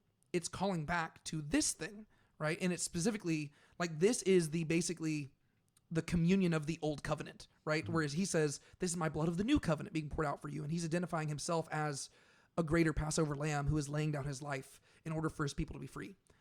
And so I would say that our understanding of communion in the New Testament will really kind of help us understand some of this, because it's not like Jesus needs us to take communion in order for us to understand who it was he delivered from sins, right? It doesn't depend on that, right? And so instead, whenever we participate in the Lord's Supper or communion, it actually is like, it's more for our benefit to say we are identifying with the fact that you have delivered us, And so right here, I don't think that it's like God is like, ooh, if you don't do this, I'm not going to know who not to kill. It's like, well, no, he knows whose are his, but he is requiring them to go through this ritual to demonstrate that they are actively putting their trust in him, and like, and this is why going forward, he's going to say, I want you to do this every year, right? He's like, because it's not just this one moment. Every year, they're going to have to remind themselves, we are placing our trust in the God who delivered us from Egypt, right? So they're not going to have to paint the blood on the lintel every year, but they are going to have to sacrifice an animal. And they're going to have to do these certain ritualistic activities that call back to this event, because every single generation has to remind themselves, we place our trust in that God, right? And it's not the ritual that makes the covenant real, but the ritual is the human action of like participating in the covenant, if that makes sense. And so I think that's part of it. And then you kind of highlighted this, but it is the climactic plague, right? And so this is like the moment where, like he's even going to kick off, there's like this feast of unleavened bread, to where the next 7 days, they're not allowed to eat like bread with leaven in it. And the primary function of this, I mean, some people, they'll say, oh, well, leaven represents sin. That's more of like a later thing in the Bible where leaven is associated with sin. In the text itself, it specifically associates like the unleavened bread with the quickness of their deliverance. The idea is you're not going to have time for this bread to rise. And so because, I mean, I don't know, I've never made leavened bread, but I love making unleavened bread, because the thing is, I can cook that up in about 20 minutes, right? I just mix all the ingredients, put it in the oven, boom, it's cooked. And so unleavened bread, you can make very quickly. And so the reason why they celebrate this feast is because the idea, like after this plague, God delivered them like that, right? They had to do nothing. They had to fight no fights. They did not raise a sword. They were simply delivered. And so I think that really a big part of this is simply to establish the ritual, right? It's not that there's nothing magic in them painting the blood there. It's what the blood represents, right? The blood represents this animal that has died. And I would argue that the what that animal represents is a substitute, right? There are some people who would push back on this. We're going to talk about that in a second. But I would say that the animal dying here, it represents that something has already died, right? For the sake of this family, right? It doesn't say that there needs to be an animal for each person. It says, no, an animal for each household. And that's because the firstborn of the household is supposed to die. And so it's saying, okay, you have slaughtered an animal, and this is you, like by slaughtering this animal, you are placing your faith in the fact that God is going to do this, right? And that's why it's cool, because there's going to be some Egyptians who apparently participated in this as well, right? Because at the very least, during the, like, as we're going to see, whenever they leave the land, there's a mixed multitude with them. I guess you could argue that some of the Egyptians, they lost their firstborn and then they joined, but I think the implication is that some of them converted, right? And so, I don't know. I think that the ritual component of this is very significant, and we often just downplay that. Whereas, like, I mean, the whole command is God's going to say, I want you to do this. And like, he's going to give them ritual activities to perform every single year. And they need to do it this very specific way. And all of it is calling back to something. And that's really what the importance of a ritual is. Rituals become dangerous when you lose sight of what they mean, right? If you just turn it into rote practice and you're just like, oh, well, we have to kill the animal and we have to eat the bread. If you just do that, you're missing the point of a ritual. And the scriptures consistently point out, what are you doing? Like, there's no point behind that. Yeah. And that's why the text is like, even throughout here several times, he says, in future generations, your son's going to ask you, why are we doing this? And you're going to tell him, right? Like, the whole point is that you can't divorce the ritual from the story, right? And the moment you do that, the ritual ceases to mean anything. Yeah. And that's where I run into an issue like nowadays. Like, there are a lot of rituals and traditions that the church has adopted that are just adopted for the sake of nothing. And that's true even in our Baptist circles, right? There are plenty of things that we do just for the sake of doing them. And I'm like, why do we do that? Because if you're doing it for no reason, what's the point? However, if you're doing it intentionally, then that matters. Same thing with Lord's Supper, right? That's why in the New Testament, Paul's like, yeah, some of y'all are taking this for the wrong reasons and people are getting sick and dying. And it's because they weren't actively reminding themselves of like the death of Christ. Like, instead they were like the way that he frames it is that they were using it to exalt themselves, and they were bringing food for themselves and not sharing with others. And they were taking it in an unworthy manner because they were acting in a manner that demonstrated they were not remembering the death, like the sacrifice of Christ, you know? Yeah. Or looking forward to his return. Yeah. Oh yeah, that as well. So they weren't living in a manner that was consistent with what the meal proclaimed. And so I think that that's really what it is. It's just he's establishing a ritual for them, and ritual is important. And I think that we shouldn't downplay that too much. I agree. Do you have any other thoughts about that stuff in particular? I don't think so. Okay, I got two things here. Mm-hmm.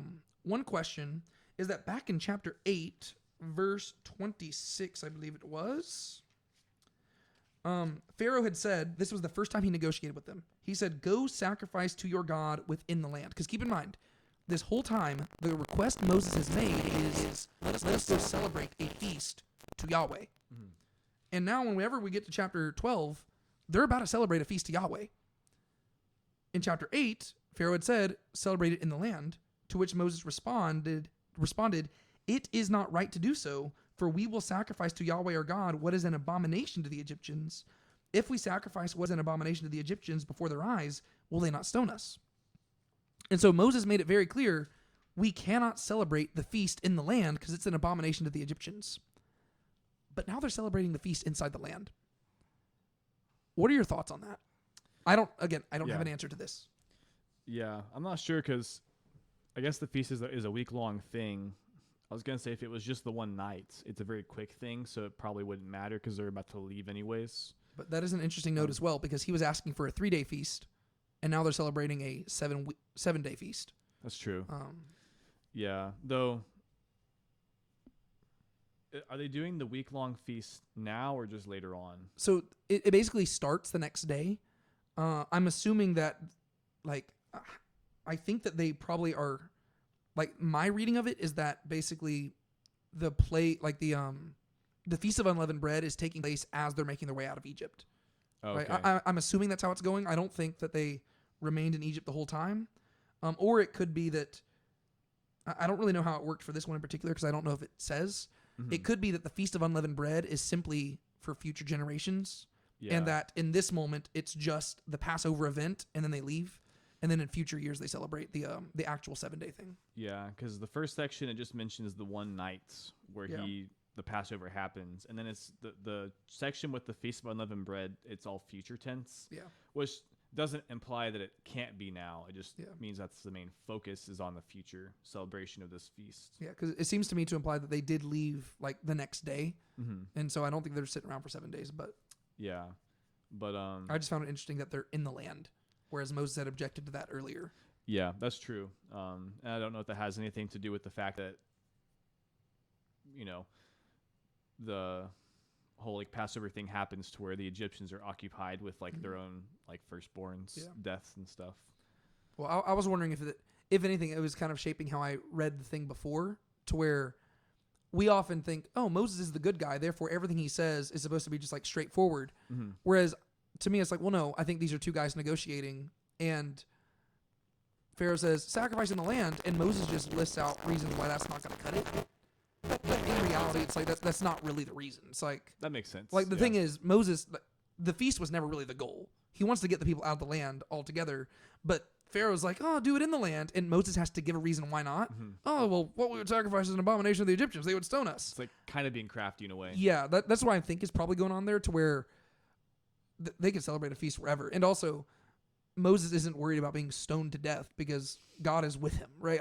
God could take care of that. Yeah, I mean, technically, he stones Egypt in the plague of the hailstones. That's true. That's true. And that is why Egypt will no longer stone them at this point, because they've realized that it's not fun to be stoned. But yeah, so I don't know. That was interesting to me. Another question I had, and this kind of tied to something I was talking about earlier. There has been a big movement in recent years, and I guess it's not just in recent years, but there's certain books and stuff that have become more popular in recent years that have really challenged the idea of what we would call in the New Testament penal substitutionary atonement. The idea that Christ, he suffered the penalty on our behalf in order to atone for sins.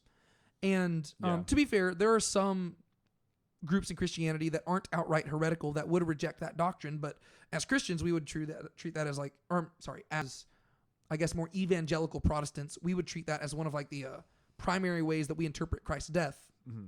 The reason I say all that is because In some of the ways that people have been defending that, they have been arguing that people have been misunderstanding Christ's sacrifice because they misunderstand the sacrificial system laid down in Exodus and Leviticus and throughout Torah. Mm-hmm. And so we're going to be kind of exploring that as we go throughout Torah, especially when we get to Leviticus. Yeah. But one claim that I have seen people assert, and this is in a book that I'm reading right now, is that they have claimed that this first Passover meal was not actually a sacrifice. Mm-hmm. Right? They argue that going forward, once you get into the repetition of this every year, it is a Paschal sacrifice. But they argue that this first one in particular is not a sacrifice. And they go certain directions with that, where there are certain conclusions they arrive at because of that. But I just wanted to turn it to you. Do you view this as a sacrifice, and why or why not? Yeah, I think one thing I'll probably just say real quick, and I could be saying this the wrong way, but I think one maybe mistake people make sometimes is that they almost mishandle Leviticus in a way where it's almost like every single sacrifice has to be a Levitical sacrifice. And I kind of feel like people almost like take Leviticus beyond its intended like what's the word? Scope, I guess. To where like I don't think it'd be wrong to say that this isn't like a Levitical sacrifice. That's probably a correct thing to say. But like that's like saying that earlier sacrifices also weren't sacrifices because they didn't follow Levitical law. Like what about the implied sacrifice with Adam and Eve? What about the binding of Isaac? There's a couple events that predate this in Genesis to where they may not follow specific Levitical sacrifice guidelines, but I don't think that follows that you say it's not a sacrifice.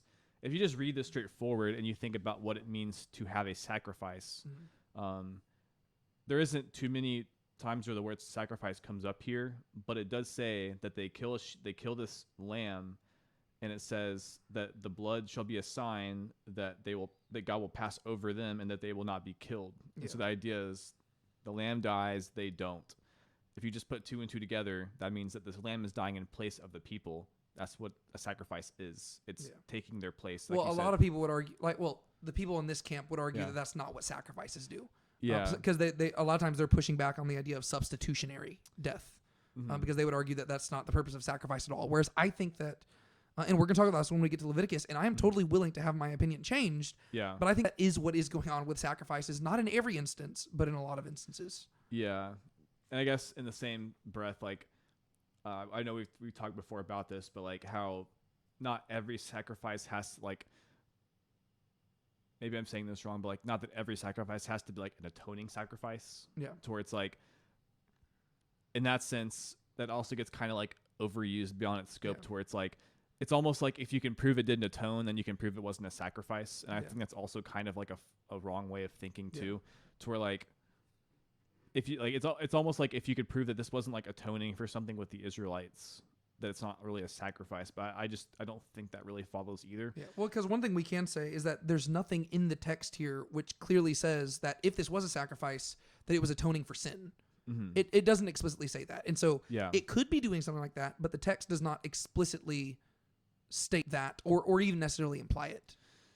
Yeah, and then you also have verses like 27 where they're talking about like what they're going to say to their kids, and they do say like it is a Passover sacrifice to Yahweh who passed over the houses of the sons of Israel when he smote the Egyptians but delivered our homes.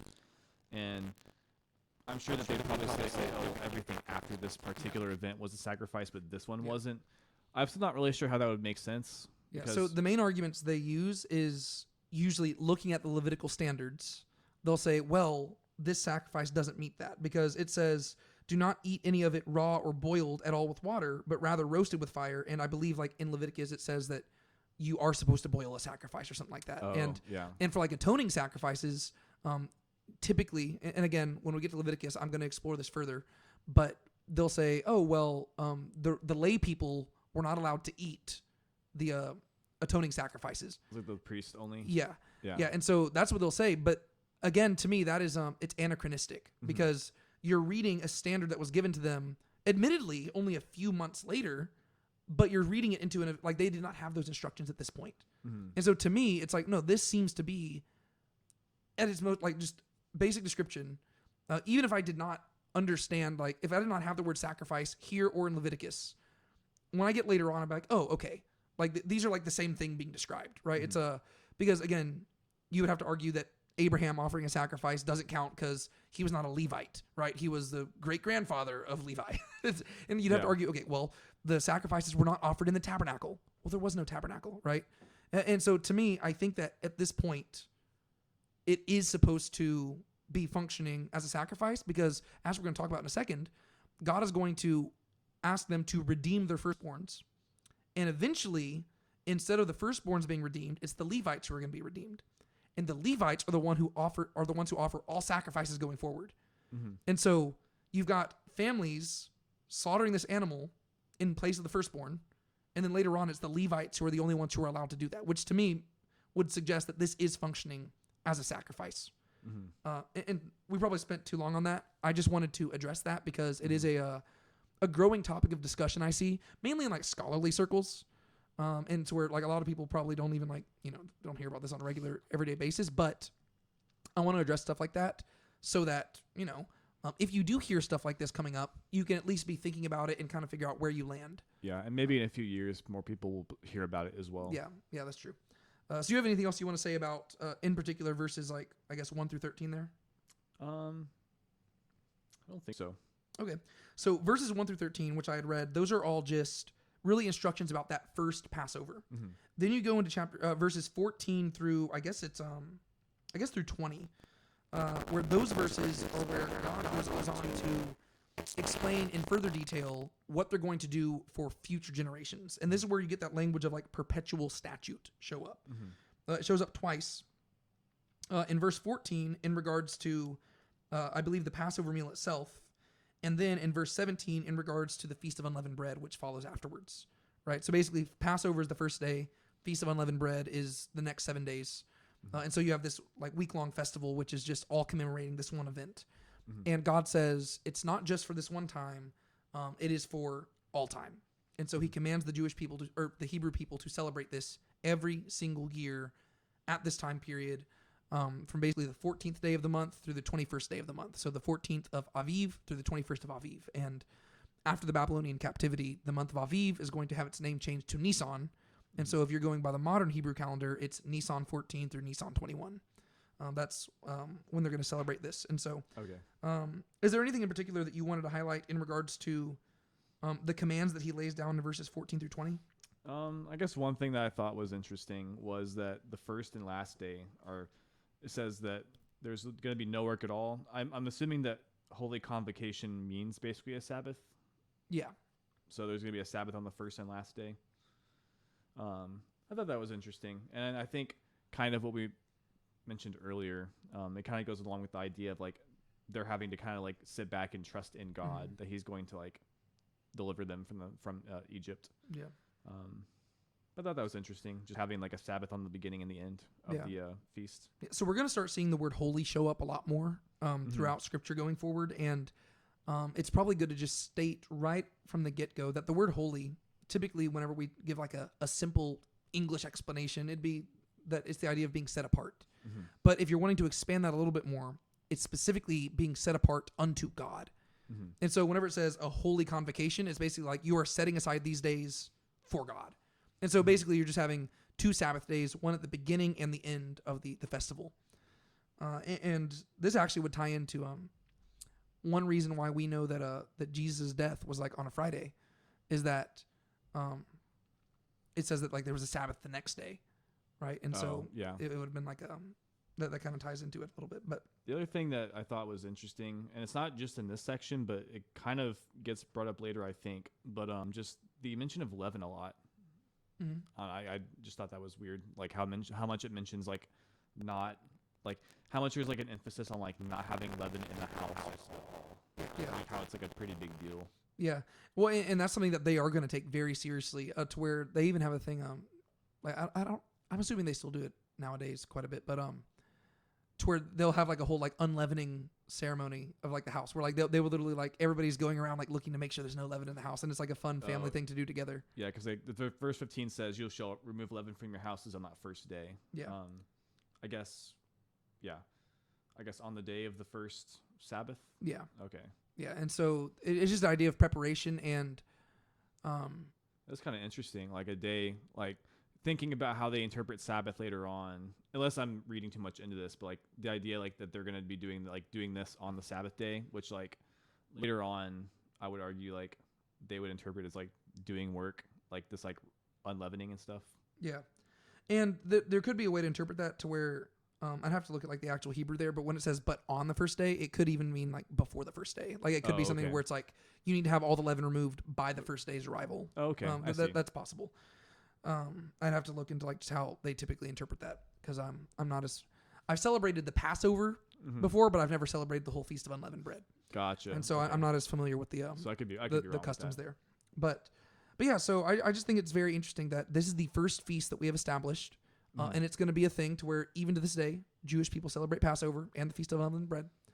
And this is cool because this is there's going to be like 3 major feasts throughout the Jewish year or the Hebrew year, but this one is without a doubt like it's like the big one, right? And yes, there's other ones where some people might argue that like the Feast of Tabernacles is bigger, but this is the one. It's the first one. It's the one that commemorates like the their deliverance. And it's like the Exodus event that we're going to be talking about in just a moment is the defining moment of Israel's history.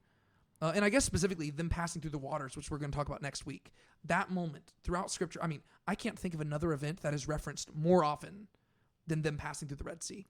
Yeah. To where it's called back to in the Psalms and the prophets and all this stuff. And so this is like the defining moment of Israel's history, and it's commemorated by this huge feast. Where they get together with their families and they remove all the leaven because they're celebrating that God delivered them quickly. And then in the midst of this, they're supposed to also eat like the bitter herbs and the unleavened bread and all that stuff. And later on, they're going to be drinking wine to commemorate the blood. It doesn't specifically talk about the wine here, but that all goes into it. And so I just find that really cool. I would love to celebrate a cool Feast of Unleavened Bread one time. But that'd be it'd be kind of challenging over here unless you're part of like an active Jewish community. There are some Messianic Jewish congregations in our area that maybe we can partner with and figure it out. I think that'd be really fun. Yeah. Even though technically later on in this text it will specify who is and is not allowed to participate in Passover, and I don't know if we'd qualify, so we'll see. Verses 21 to 28. This is where basically Moses passes on the information to everybody else, and then we get to see that they obey, right? And so. What he in particular talks about here in verses 21 through 24 is he doesn't, as far as I'm aware, he doesn't mention the Feast of Unleavened Bread at all. That's going to be something that he talks about later on, specifically in chapter 13. It's going to be one of the last things we cover today. Yeah. He's going to basically in chapter 13, God's going to say, hey, I want you to set aside the firstborns. And then Moses is going to go to everybody and say, here's the instructions for the Feast of Unleavened Bread. Also, set apart the firstborns. And so it's kind of structured weird to where he doesn't mention the Feast of Unleavened Bread yet. He just mentions the Feast of Passover. And that might actually lend credibility to what we were talking about earlier, that maybe the Feast of Unleavened Bread was not celebrated that first time. Maybe it was just, once they're delivered from Egypt and everything, going forward, they're going to do that. That could kind of make sense. Is there anything that stuck out to you in verses 21 through 28? There was one thing that might be worth talking about. It may not be a big thing, but in verses 25 and through 27, I guess, just the wording where it says, and it will be when you enter the land, as he has promised, you shall keep this new slavery. And it will be your children will ask, what is the meaning of this new slavery to you? Or I guess it's just of this slavery. I guess new is not actually in there. That you shall say, it is a Passover sacrifice to Yahweh, who passed over the houses of the sons of Israel.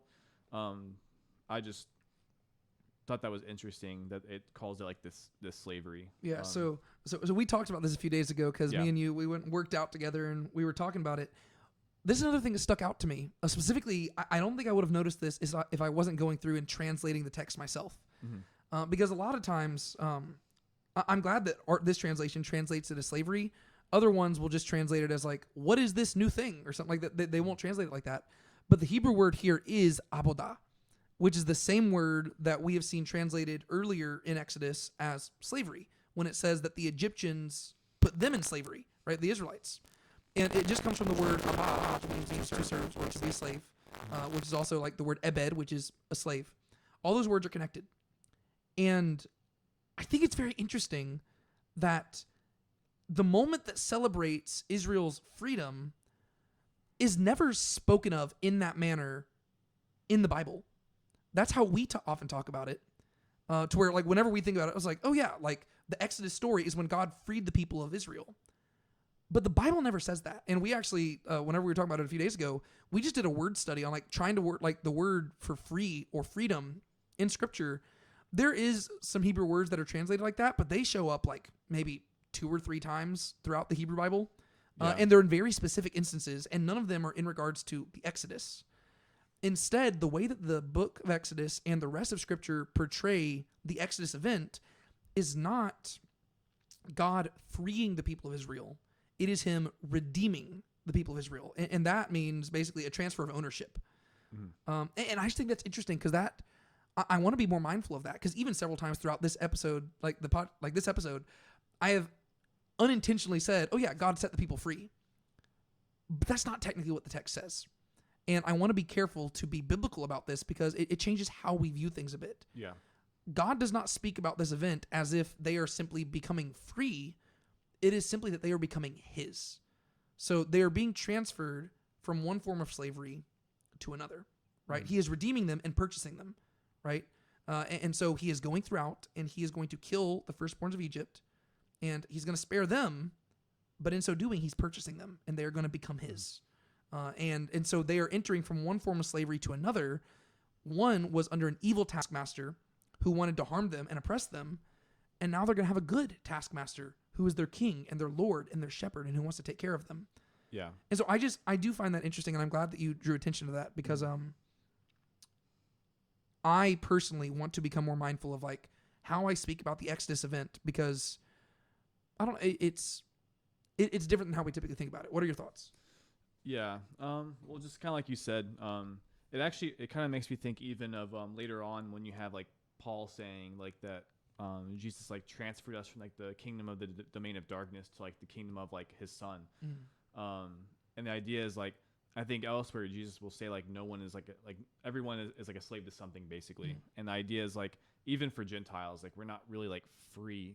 Like in a sense we're free, but like we are becoming like we go from being slaves to being slaves of Christ. In the same way here, like the people were not free in Egypt, but in some ways, like you could say they're free when they are coming out of Egypt, but if anything, it's so they're free to be able to like serve God. Yeah.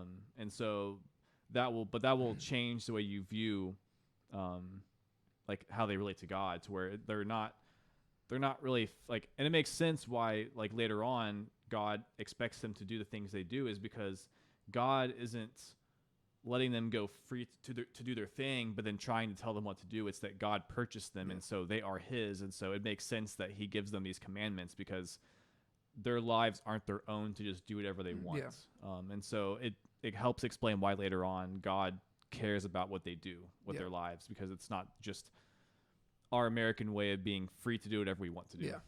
Yeah, and like in the New Testament, you will see the word freedom like show up a lot more. Like, you know, whom the sun sets free is free indeed. But like you pointed out, it still uses the imagery of slavery. And a lot of times English translations water it down and just make it servant. But no, like Paul identifies himself as a slave of Christ, and he can talk about himself being free only in the context of being a slave, right? Because true freedom is found in slavery to Christ, because he is ultimately, you know, he's a good king who gives us true rest. But but even it, like whenever I've been translating through this, I've been very careful about how I've been translating Moses' request to Pharaoh, because oftentimes it says, "Let my people go that they may worship me in the wilderness," and I think that entire thing is just a false representation of what the Hebrew says. On one hand, it does not say "let my people go." There are words that they like, that script like that Hebrew could use for letting the people go, right? The word like there's like one word like yatsa, I believe it is, which is like to go out or to exit, right? That would be a more appropriate term. The word used consistently by Moses is to send. So it's not let my people go, it's send my people out. And that inherently keeps, like, that's a different connotation, right? Let my people go is the language of like, oh, just set them free. Send my people out is literally just a request of like, it's a transfer of location, right? It's send them out into the wilderness, right? Let my people go sounds like break their chains. Yeah. Whereas the idea is like, no, they're going to still be slaves. And you get that by the last part of the phrase, because it's typically translated, let my people go that they may worship me. But the word there is consistently abad, which is serve, which is the same word that we've seen being used of them in Egypt. So it's the word for slavery, right? It's kind of awkward to translate it as like, send my people out that they may be enslaved to me, because abad doesn't have to mean slavery, but it does mean service in like a compulsory or like an employed manner. And so I've been translating it as send my people out and they will serve me, because I think that is a better representation of what's actually taking place in the Exodus. It's not breaking the chains just so they can go worship God. No, it's a transfer of ownership. Send them out so that they can be slaves to Yahweh. I think that is a better representation of just what is actually occurring here. And it makes more sense of why the moment they show up at Mount Sinai, God says, all right, here's a covenant, and here's the list of like what I expect of you, right? Because he is like this suzerain, and they are his vassals, and he says, here's my code, and this is what you need to do. And so I think that I don't know. I think that's a thing worth drawing attention to, because I think that this has like discipleship implications for even us as New Testament Christians, because so often nowadays the way that we understand freedom is in a very American way, where it's like I'm like America, I love America, I love living here, but our like core theme is independence, right? Our document is the Declaration of Independence, whereas scripturally, our relationship to God is not one that celebrates independence. Our relationship to God is one that celebrates our dependence on Him. Whereas, like, especially over here in the West, we value independence so highly that it's easy to lose sight of that. And then you have a lot of Christians who, they're like, oh, I'm saved by grace through faith apart from works. I don't need to do nothing. I'm good to go. Like, I don't owe God nothing. I just prayed a prayer. Now I'm good to go. That's not how Scripture portrays our relationship with God. It's a transfer of ownership. We were slaves to sin, and now we're slaves to Him. And being a slave to Him is a good thing, because He gives us rest from our sin, right? And so it's like, I don't know. Yeah, it's like, it's ironically more free to be like a slave of God than it is to be like a slave to yourself. Well, because He's a better master of us than we are. Yeah. Right? Whenever I'm my own master, all I do is I pursue things that I think are good and I think will bring me happiness, and they don't. They backfire and they leave me miserable. Whereas He actually knows what is good, because He designed us. And so that's why I want to be more mindful of how I talk about the Exodus, because I think that, again, Torah is foundational, and you have to understand Torah if you're going to understand the rest of Scripture. And if you simply dismissively say, oh, this is when God set the people free, you're missing a core component there. He is setting them free from Egypt, but He is not just making them free altogether. It's like, no, they are going from the king of Egypt to the king of Israel, and He is their king. And that's going to be something that they're going to run into an issue with later on when they establish a kingdom, and they're like, we want a king. And God's like, no, I am your king. Like that was the whole point. The whole point was a transfer of ownership. Yeah. And again, we probably already kind of went over this, but again, when you get, like, as Christians, when you get to the New Testament and you realize that what Jesus is doing, and that all calls back to like the Exodus, to where Jesus on the cross is like a second Exodus. If you're interpreting the original Exodus in that way, to where it's like just setting them free, that's going to also influence how you interpret what Jesus did on the cross, to where you read in Exodus how God bought them and how they exchanged masters. Yeah. You realize that that's exactly what Jesus says He's doing, where He says, I have redeemed you, I have bought you. Paul says, like, you were bought with a price. Yeah. So you have to honor Christ with your bodies. And so how we interpret these stories is going to affect how we interpret Jesus' work on the cross directly. Yeah, because Christ is the greater Passover lamb whose blood covers us, and therefore, like the firstborns, we are now devoted to Him, and we become a kingdom of priests. We pass through the waters of baptism, and when we come out the other side, we are now slaves to Him. And therefore, we are part of not the Mosaic covenant, but the new covenant, right? We are under like obedience to the one who has fulfilled the Torah in a way that no other human could. and we now walk in obedience to him. Like that's the whole point. It's a transfer of ownership. And Exactly. so I think that it is very important to establish that early on, because you cannot read the rest of Scripture correctly. Like whenever people talk about God in the Old Testament being angry all the time, there's a reason he's angry. It's because he is their king. They are his people, and they're constantly rebelling against him, yet they still want him to do all the things that a king would do for a perfectly obedient and compliant people. Yeah. And he's like, no, that's not how this works. We made a covenant. We made a deal. You are mine. I am yours. Why are you rebelling against me and serving all these other kings? It makes no sense. It's like a person who's like, I don't know, a person who's a Russian spy wondering why like the American government isn't being nice to them and like giving them everything they want. It's like, you're serving another nation. Like you're actively working against, you know what I mean? Like, so it's, that explains the frustration when you get throughout the rest of the Scripture. Yeah. All right. So then we get into verses 29 through 32, and this is where we actually get the death of the firstborn itself. And I feel like at this point we've kind of covered the whole thing so much that I don't really even know what to say about these verses, because there's been so much buildup. But I guess I can just at the very least read it. Now it happened at midnight that Yahweh struck all the firstborn in the land of Egypt, from the firstborn of Pharaoh who sat on his throne to the firstborn of the captive who was in the dungeon, and all the firstborn of the cattle. Then Pharaoh arose in the night, he and all his servants and the Egyptians, and there was a great cry in Egypt, and there was no home where there was not someone dead. Then he called for Moses and Aaron at night and said, "Rise up, get out from among my people, both you and the sons of Israel, and go serve Yahweh as you have spoken. Take both your flocks and your herds as you have spoken." You can feel like the bite in his like words as he says this. "And go and bless me also." Question to you, Sean. Those last words right there, do those remind you of something? Bless me also. I'm pretty sure it does. I don't know what you're referring to, but I think of,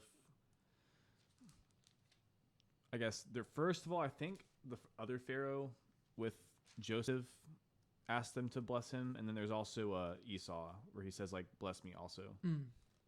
What I was thinking of is Genesis 32, when Jacob is wrestling with God. Oh, I see. And where's it at? Oh, 26. Verse 26. Then he said, "Let me go, for the dawn is breaking." But he said, "I will not let you go unless you bless me." The places that you referenced as well, those are good references too. But like for some reason that image came to my mind, because it's like, that's quite literally what Pharaoh's been doing. He has been wrestling with God, and he has come out with much more than just a hip injury. But even at the end, he's doing the same thing Jacob did. Bless me also. And on one hand, you got to condemn Pharaoh for that, because that was not a good moment for Jacob. However, the fact that Pharaoh is doing the same thing as Jacob, to me, kind of hints at the fact that the Gentile nations are long-term going to kind of follow the same trajectory as the Israelite nation short-term. You know what I mean? Like to where Jacob wrestled with God all night and ended up with a hip injury, but demanded on being blessed. Pharaoh wrestled with God for several weeks or months and ended up with a greater injury to where even his firstborn son is dead, yet he says, "Bless me also." And I think that it kind of, it foreshadows the fact that what we see, again, we've emphasized this several times throughout our study of Torah, but like what we see with Israel's small scale is what's going to happen with the Gentiles full scale, right? To where God is using the Israelite people to bring the Gentiles to him. And what we see in both instances with Jacob and with Pharaoh is that by the end of the Jacob story, he says, "I have seen God face to face and I have lived." And Pharaoh can come to that same conclusion, right? There's been other people who have died. His son has died, but he's like, "I have seen God face to face and I have lived." Because it never is going to tell us that Pharaoh himself died. Instead, he has come to recognize, okay, I am not a god. I've been wrestling against God. Get out, but bless me first. And like I just find it interesting that they do have the same reaction. And God said, "I'm going to make the Egyptians know that I'm Yahweh." And Pharaoh's finally there. So he says, "Leave." Do you have any thoughts on that? Not really. Yeah, no, I think I'm good. All right. Well, the one other thing I wanted to highlight before we go into the rest of this stuff, and we can go through a lot of it I don't want to say quick because I always say that and then we talk for just the same amount of time. Right. But I wanted to highlight a verse that we talked about. We've actually mentioned several times throughout these weeks. But if you go back to Genesis 26, this is the one chapter that's devoted to just Isaac himself. Poor Isaac. I know, poor guy. But at the very beginning of that chapter, this is when God shows up. Abraham has died, right? Abraham dies at the beginning of chapter 25. Jacob and Esau are now born. At the beginning of chapter 26, it says there was a famine in the land besides the previous famine that had occurred in the days of Abraham. And as Isaac is going down to Gerar, God shows up and reestablishes his oath with Isaac. And he says in verse 5, or let me just read verses 4 and 5. I will multiply your seed as the stars of heaven, and I will give your seed all these lands, and by your seed all the nations of the earth shall be blessed. Because Abraham listened to my voice, and he kept my charge, my commandments, my statutes, and my laws. So there's 4 things in particular there that God says that Abraham has kept. The first thing is my charge, which is the Hebrew word mishmaret. And it actually is a pun on the word before that, is the word to keep, right? So to keep is shamar, and then charge comes from that. It's mishmaret. Mm-hmm. And so he literally kept my keepings, right? The second word is commandments, which is the word mitzvah. The third word is statutes, which is chukah. And then the fourth word is laws, which is Torah. And we have not seen any of those words since Genesis 26. The word statute, an alternate version of it, showed up towards the end of Genesis. You got the word like huk versus hukah. And that's whenever Joseph was establishing statutes in the land of Egypt. Mm-hmm. But we have not seen those words show up anywhere since Genesis 26. But when you get to Exodus 12, all of a sudden, 3 of those words start popping up. The word mitzvah for commandments does not show up again, I think, until chapter 15 of Exodus. Mm-hmm. But 3 of the other terms show up here. In chapter 12, verse 6, it says, and you shall keep it until the 14th day of the same month. Then the whole assembly of the congregation of Israel shall slaughter it at twilight. And I believe it's the word keep there, which is the word mishmaret. I have to, let me double check that in my translation. Because I believe it's like literally like as a charge or something like that. Mm-hmm. Let me see. 12:6, and it shall be to you for a keeping until the 14th day of this month. Okay. So it's literally, so it's that same word, which does not show up often in scripture, right? It shows up in Genesis 26, then it shows up here. Like I said, the word mitzvah does not show up. The word statutes, which is chukah, it shows up in verses 14 and 17. Right? And that's whenever God says that Passover and unleavened bread will be perpetual statutes. But in addition to that, the shortened verb of chukah, which is chok, that shows up in verse 24. You shall keep this event as a statute for you and your children forever. And then the word Torah shows up again, but it doesn't show up until the end of the chapter, which is, we haven't gotten there yet, but verse 49, the same Torah shall apply to the native as to the sojourner who sojourns among you. So I just think that's interesting. Yeah. That God characterized Abraham as keeping these 4 things, which Abraham, keep in mind, he did not have the Torah. He simply heard the voice of God. And that's why we focus so much on that verse whenever we went through it, because it's a weird verse. And then those words don't show up for a long time. And then 3 of them show up in this one chapter. What are your thoughts on why that might be? Yeah. Well, I think as we've mentioned before, one thing it's worth just noting is that just in the Genesis verse alone, you see like that, first of all, to do those things is not to merely just simply obey the laws as they're listed out in Exodus or in the Torah, because Abraham didn't have that. Yeah. I do wonder, it is kind of interesting, I guess, which chapter is the binding of Isaac? 22. 22, so it's like after that. Part of me does wonder, like, if there is some kind of connection between like that, like the binding of Isaac and like this Passover sacrifice, where like, because of the fact that that whole thing kind of encapsulates, or it's like the pinnacle of like what it meant for Abraham to hear God's voice, because that's the main thing, is hearing God's voice. Yeah. Everything else flows from that. And then later on, like with Israel, like what ultimately like is the epitome of them hearing God's voice is whenever they're actually following the law. Yeah. Even though that's not the only thing that it comes down to. I do wonder if there's like a parallel between like that sacrifice and like this like sacrifice. So there is at least a semantic connection, because in verse 6 it says, "You shall keep it until the 14th day of the month." So that's literally the Mishmaret thing. "Then the whole assembly of the congregation of Israel shall slaughter it at twilight." And that word for slaughter has only showed up a few times in Torah, and one of them is Genesis 22. Whenever Abraham extended his hand to slaughter his son, but then he's told not to. Okay. And so there is at least a connection between Genesis 22 and this as well. And to your point, Genesis 26, that verse, it seemed to be calling back to Genesis 22, because the whole thing in Genesis 22 is that God says, "Because you did not withhold your son, I know you've heard my voice." And that was the whole goal of Abraham's story. And so Genesis 22 is like the ultimate moment when Abraham demonstrated that he heard God's voice and kept his commands. And then you have Genesis 26, and it says, Abraham did all these things and kept all these things, and I think your mind's supposed to go back to chapter 22. And so I think that there is a connection behind all of that. But back to what you were saying. Yeah, I haven't like thought through it fully, but I guess it even makes more sense when you consider like the fact that he was specifically called to like sacrifice his like son, which I guess technically it wasn't his firstborn son, but like he was kind of the firstborn son according to the promise, at least. Yes. And so like, whereas the Israelites here, they're not giving up their firstborn son, but like they are giving up like a lamb that takes the place of that firstborn son.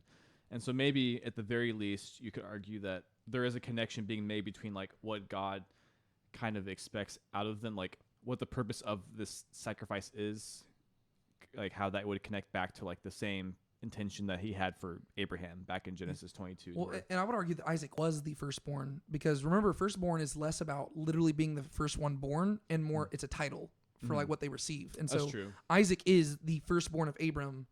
He just was not the first one literally born. It's just, that's why I'm almost tempted to not even translate it as firstborn, because in Hebrew, it's like just the title Bekor, right? Like I'm kind of tempted to just translate it like that, just to get us off the idea of like it has to be the first one born. That's fair. And if you actually look at it, there's a direct parallel.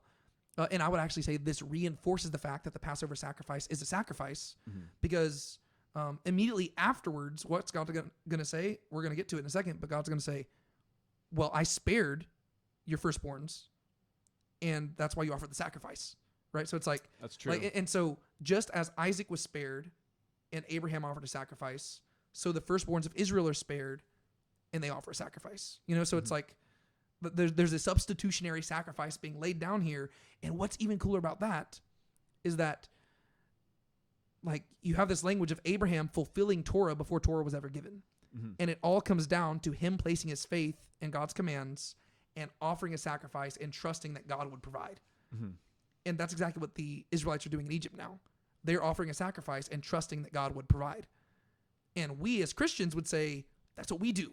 We think that there is this guy named Jesus who fulfilled Torah in a way that both Abraham and Moses could not. And he literally just fulfilled the Torah. He was the sacrifice, and we place our faith in him.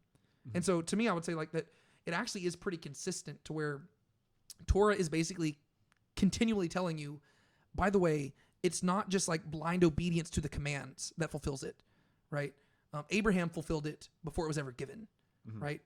And then right here, it's like, hey, here's all the things. Like if you just read Exodus 12, the only things you have not received are the commands themselves, the mitzvot. But you've received all the other stuff, right? You've got the statutes, you've got the Torah, you've got the keepings, and it all just ties to the Passover meal. And it's like, what's going on there? It's like, that's 3 out of 4 things. Yeah. And so I think what Torah is just reminding you is that it's not just about blindly obeying the 613 commands. It's always about something deeper than that. And it flows from an allegiance to God and a trust that he will provide, which I think will also tie into why the Sabbath command is so important as well. Yeah, but, that's true. Yeah, so I just thought that was interesting. I thought it was worth highlighting. Do you have anything else you want to say about that or anything else before we move on to verse 33 and onwards? I don't think so, actually.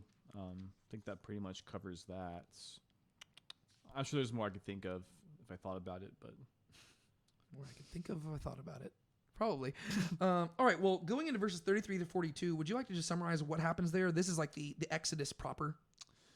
yeah. So basically, after the firstborns are struck down, they leave Egypt, and so it says that they traveled from Ramses to Sukkoth, about 600,000 men on foot, and also a foreign multitude went up with them, along with livestock. and they just basically baked unleavened bread. And then it summarizes that they were in Egypt for 430 years. Yeah. So this is just, these verses are really this is technically the event from which the whole book gets its name, right? Mm-hmm. This is the quite literal exit from Egypt. Mm-hmm. And so we read that they plunder the Egyptians. We read that there are people with them, which is just kind of cool, right? Like, I just love the idea. It doesn't identify who the mixed multitude is. It just says there's a foreign multitude who went with them. We don't know if these are other Egyptians. We don't know if these are other slaves who just weren't Hebrews. Maybe it's other Asiatics. We have no idea. It just says a mixed multitude. I think that's kind of cool. Like, it's just like, that is cool. Like, the idea is that other people came out of here, like, presumably out of devotion to Yahweh. And Egypt is so crippled that they just have no choice but to just let anybody who identifies with them to go. And it's kind of cool, the idea that these people would rather, like, they don't know where Israel's heading right now, right? So far, they've just heard we're going into the wilderness, and they have an idea that they're not coming back. But the people go with anyways. Mm-hmm. Like, even if you're just assuming that they think that they're just going to celebrate a feast in the wilderness and coming back, that's still kind of cool. Yeah. But, I mean, they just celebrated a feast, so I think that they're all on board with the fact that we're not coming back here. But I think that's cool. And then, then I can read verses 40 through 42. Now, the time that the sons of Israel lived in Egypt was 430 years. And it happened at the end of 430 years, to the very day, that all the hosts of Yahweh went out from the land of Egypt. It is a night to be kept for Yahweh, for having brought them out of the land of Egypt. The night is for Yahweh, to be kept by all the sons of Israel throughout their generations. Just such an epic way to wrap it up, because it's alluding to the night before, right? The Passover night. Like, it's a thing worth celebrating, because that is when God delivered us, and he took us to be his, right? This is, language is just going to show up again and again throughout Scripture, right? I mean, you got Hosea going and purchasing Gomer. You've got the husband in Song of Solomon and the wife talking to each other. I am my beloved's, my beloved is mine. This is where, with a mighty hand and outstretched arm, God goes and he takes his people so that they can be his people. He can be their God. Mm-hmm. It says they were in Egypt for 430 years. People interpret that two different ways. One is that they were enslaved in Egypt for 430 years.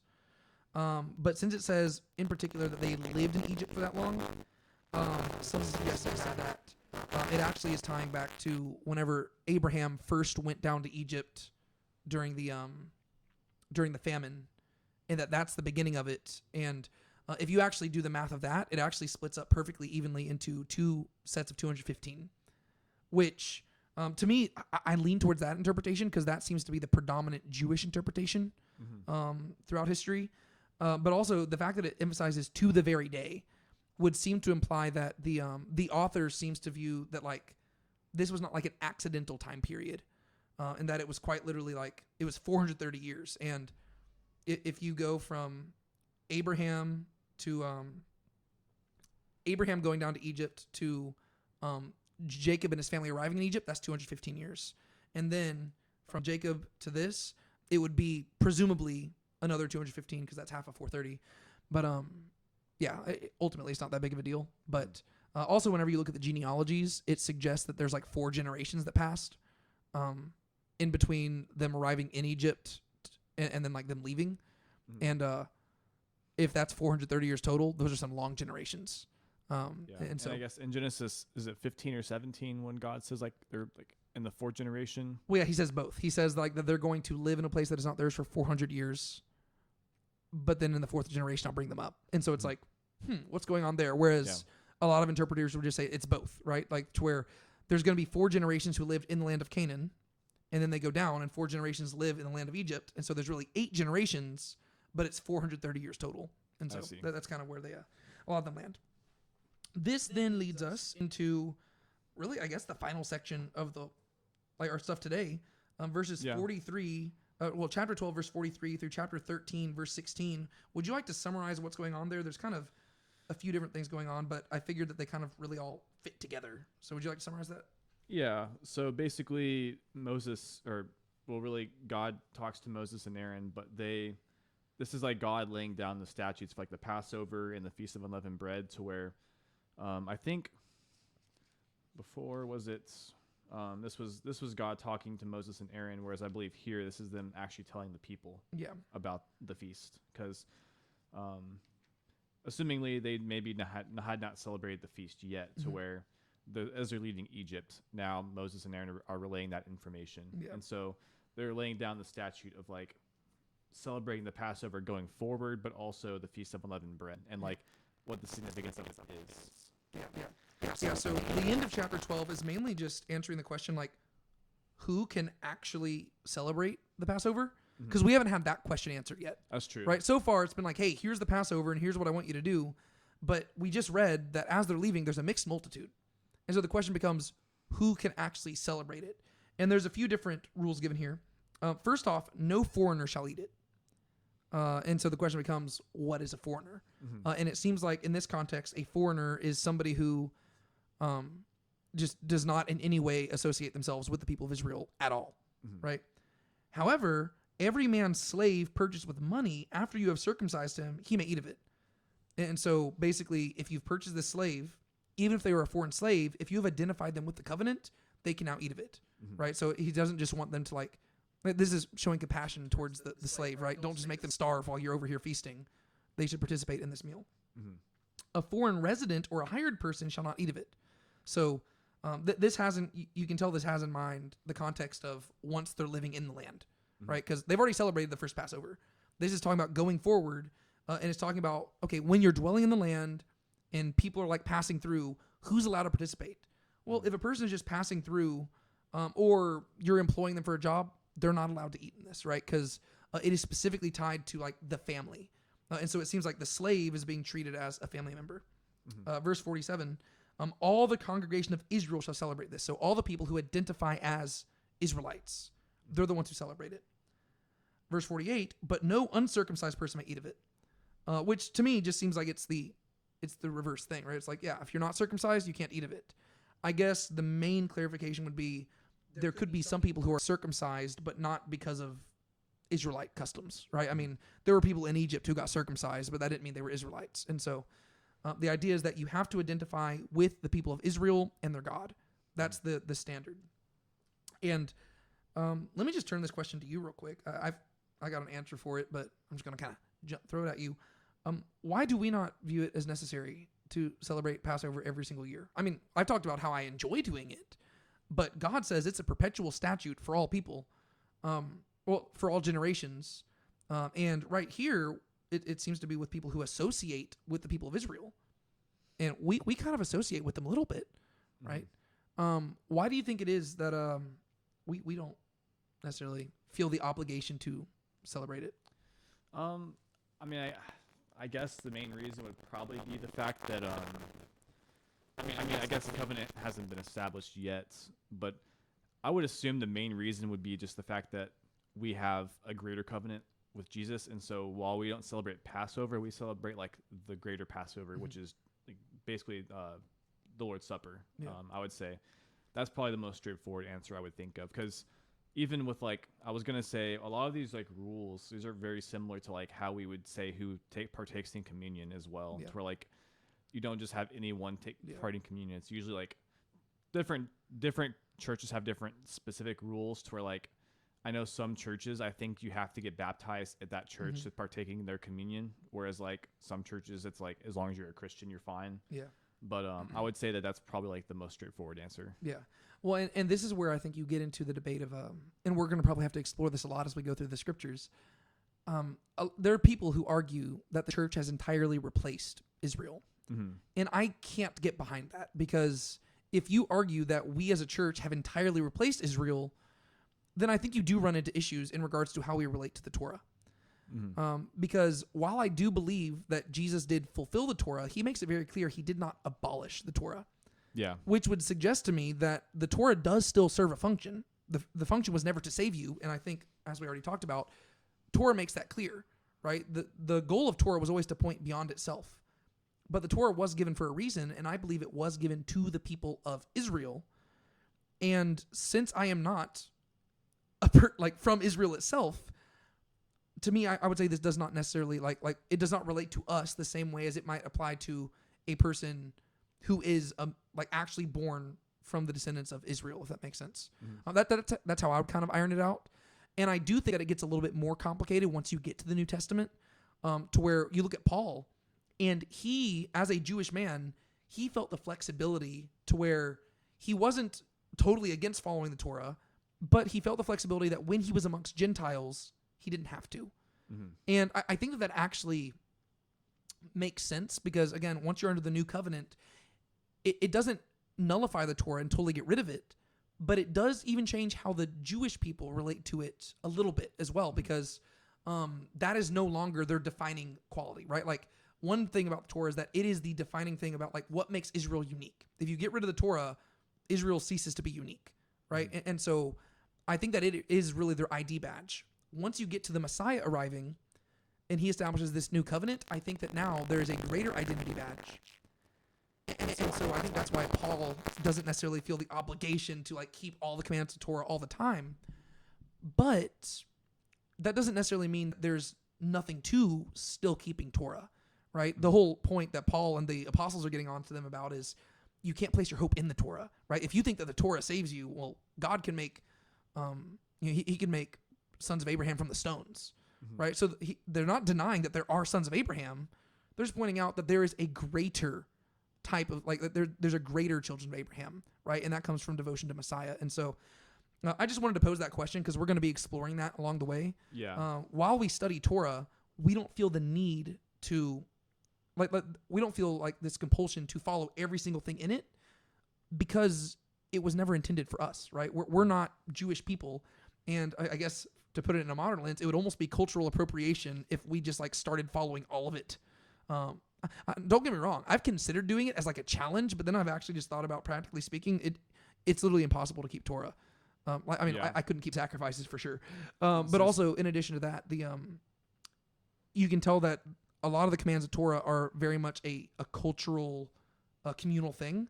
Because even like keeping kosher food rules, if I were to try to keep those rules, even for like a year, I've played with the idea just like as like just for the experience, it would be nearly impossible because it would actually be more of an inconvenience to everybody else, to where I would be inconveniencing everybody just for me to do this like one little project. Whereas the whole idea is Israel together keeps the Torah, and that is how they identify themselves. And so, yeah, exactly. Yeah.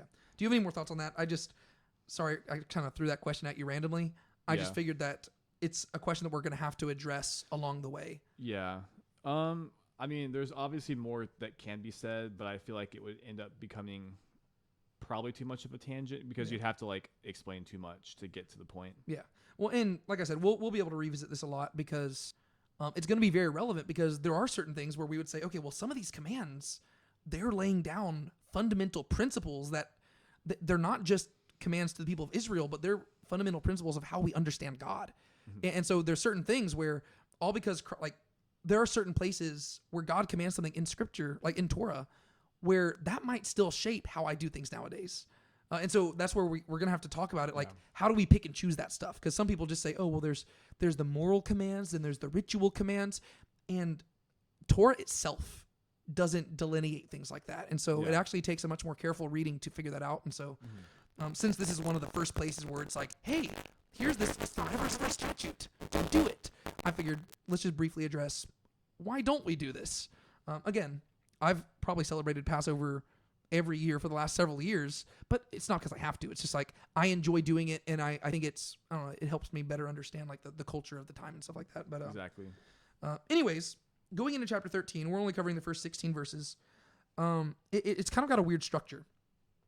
God says to Moses, sanctify to me every firstborn. So literally it's like make holy to me. Every firstborn, the first offspring of every womb among the sons of Israel, both man and beast, it belongs to me. And then Moses says to the people, and he begins to speak, but he does not talk about the firstborn thing right away.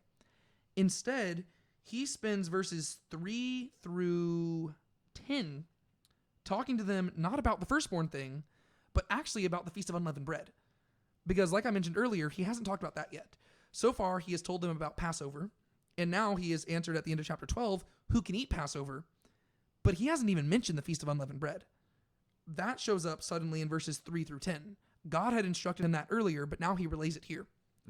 And then, without any transition, from verse 10 to 11, he goes from Feast of Unleavened Bread to the consecration of the firstborns. And verses 11 through 16 are all addressing that. And there is a very clear structure to this because verse 5, begins with him saying, "And it shall be when God brings you into the land of the Canaanite, the Hittite, the Amorite, the Hivite, and the Jebusite, which he swore to you, you shall do this service, this abodah, this month," right? So you shall do the Feast of Unleavened Bread. And verse 9, "It will be as a sign to you on your hand and as a memorial between your eyes." So that's like one section. Then it shifts, verse 11, "And it will be when Yahweh brings you to the land of the Canaanite, as he swore to you." And then you jump down to verse 16, "So will be a sign on your hand and as phylacteries between your eyes." Mm-hmm. And so there is this very clear structure of when you get into the land, do X, and it will be a memorial to you on your hand and on your eyes. When you get into the land, do Y, and it will be a sign to you and a memorial between your eyes. Why do you think it is structured like this? Again, I do not have a specific answer here. I just find it very interesting that God says, like, he doesn't say, go give them the instructions about the unleavened bread and tell them about the firstborns. He just says, sanctify to me the firstborns. And then Moses says, let me tell you about unleavened bread, and then let me tell you about the firstborns. Why do you think that is? Yeah, I don't really have much of an answer to that, other than just the fact that he hasn't mentioned the unleavened bread yet. And trying to think if maybe there's a reason he would have to mention that before he'd mention, like, maybe it just makes sense that he would mention the unleavened bread before he'd mention the firstborn, because the unleavened bread, like, it kind of follows the Passover, and then because of those two things, as a result, that's why they're like giving their firstborns. Yeah, I could see it just logically following that. So to me, it makes sense if we consider the fact that he'd already given the instructions about the Passover earlier, right? So he had told them, hey, here's what you're going to do tonight, because by tomorrow you're going to be delivered. But he doesn't tell them about the Feast of Unleavened Bread, because the entire feast hinges on them being delivered, right? Because like they cooked unleavened bread that night out of faith, but then going forward, because they were delivered so quickly, they're going to celebrate this feast for a week. Yeah. And so to me, it makes sense why he saves that information for later on. And I think that could also explain why he brings up the firstborn thing. Because if he had told them this stuff ahead of time, it would be like, oh, well, we don't even know if this has happened yet. So it seems like it's like, okay, before the plague occurs and before the Exodus occurs, he says, here's what you're going to do for Passover. You're going to kill this animal. You're going to put the blood here. You're going to eat this food. And tomorrow you're going to be delivered. And then now that they are being delivered and now that they are making their exit, he says, all right, so here are two things you need to know as a result of what God did. The first thing is something that I should have told you earlier, but I'm telling you now because now you know that it's occurred, right? Now that you have been delivered, look at what you've got with you. You've got unleavened bread. Well, in future years, you're going to celebrate every week, like every year, a week out of every year, you're going to start eating unleavened bread to commemorate this moment, right? And then, second thing, this is what God just told me, you're going to consecrate your firstborns. And so it does kind of make sense if you think about it like that, to where these are two things that it makes sense for him to share it after they're delivered. And it makes sense for them to both be paired together because both of them hinge on God being faithful. Whereas them participating in the Passover, that was an act of faith in God. Whereas now these are in response to God's faithfulness, right? Because he delivered them, they eat unleavened bread and they celebrate the feast. Because he delivered the firstborns in particular, now they consecrate the firstborns to him. Does that make sense? Yeah, that makes sense. And so that's kind of my best guess there. And so he does realize that the firstborn thing is kind of a weird request, right? Because he says, it will be when Yahweh brings you into the land, you will devote to Yahweh the first offspring of every womb and the first offspring of every beast that you eat. The males belong to Yahweh. And then he goes on this whole thing where he says, your sons are going to ask you in that time, what is this? Because they're going to be very confused, especially whenever, or let me ask you this. Whenever it says dedicating your firstborn to Yahweh, what does that even mean? Like, just to figure out, like, what exactly we're even discussing here. Yeah.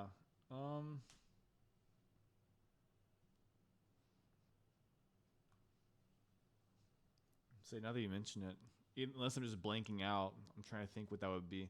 Because obviously with the animals, it's referring primarily to sacrifice, but obviously for the offspring is not referring to child sacrifice. So I think this will make the most sense if you go back to verse 2, the original thing God said, sanctify to me every firstborn. I mentioned, like, I don't really like the term sanctify because this is where the etymology matters. Sanctify, it comes from like the word kodesh, which is like to make holy. Yeah. And so what he says is make holy to me. Earlier, I mentioned how the word holy is going to show up a lot, and it means to be set apart specifically unto God. And so whenever he says sanctify to me every firstborn, he is saying the firstborn of the womb, you are going to set apart to me. And the way this works for animals is that the firstborn animal is a sacrifice because that is their service, right? Their service is to be a sacrifice. For a human, this would look like a priesthood, right? So it'd be like we were talking about this before we started recording, but like whenever Hannah has Samuel, she dedicates him to God. Okay, that's what you meant. Yes. Yeah. And this is going to set up something where when we get to the book of Numbers, there's going to be a shift to where basically the book of Numbers, shocker, begins with them numbering the people. And the Levites and the firstborns are going to basically end up being around the same number. And so God is going to change things a little bit. And he's going to say, okay, instead of you consecrating the firstborns to me, you're going to consecrate the Levites. And so there's going to be a shift to where instead of you having a Bechor priesthood, you have a Levitical priesthood. And so that's going to be where that shift takes place. And so that's what we have in mind whenever it says you shall sanctify the firstborns to me. Okay. That's what it has in mind here. I just like second guess myself. I was trying to think if there was like something besides the priesthood thing here. Yeah. No, that would be what it has in mind. And that's why I think it makes sense why the son is so confused in verse 14. Because the son is like, what is this? Especially like, imagine if you're the firstborn son. And it's like, you are growing up and you're not with your family. You are growing up in like the tabernacle or the temple. And you're just like dedicated to God. And like you're living in a different place. You're like, what is going on here? Well, this is where they explain, with a strong hand, Yahweh brought us out of Egypt from the house of slavery. And it happened when Pharaoh hardened his heart with stiffness about letting us go, Yahweh killed every firstborn in the land of Egypt, both the firstborn man and the firstborn of the beasts. Therefore, I sacrifice to Yahweh the males, the first offspring of every womb, but every firstborn of my sons I redeem. And so the notion would be, well, the reason you have life is because God gave it to you, right? He spared you. He killed all the firstborns of Egypt, but he gave you life. And that even calls back to, this was like judgment. We didn't even talk about this, but this is judgment on what Pharaoh had done at the beginning of Exodus, where he had all the sons thrown into the river, right? Yeah. And God is judging them for that.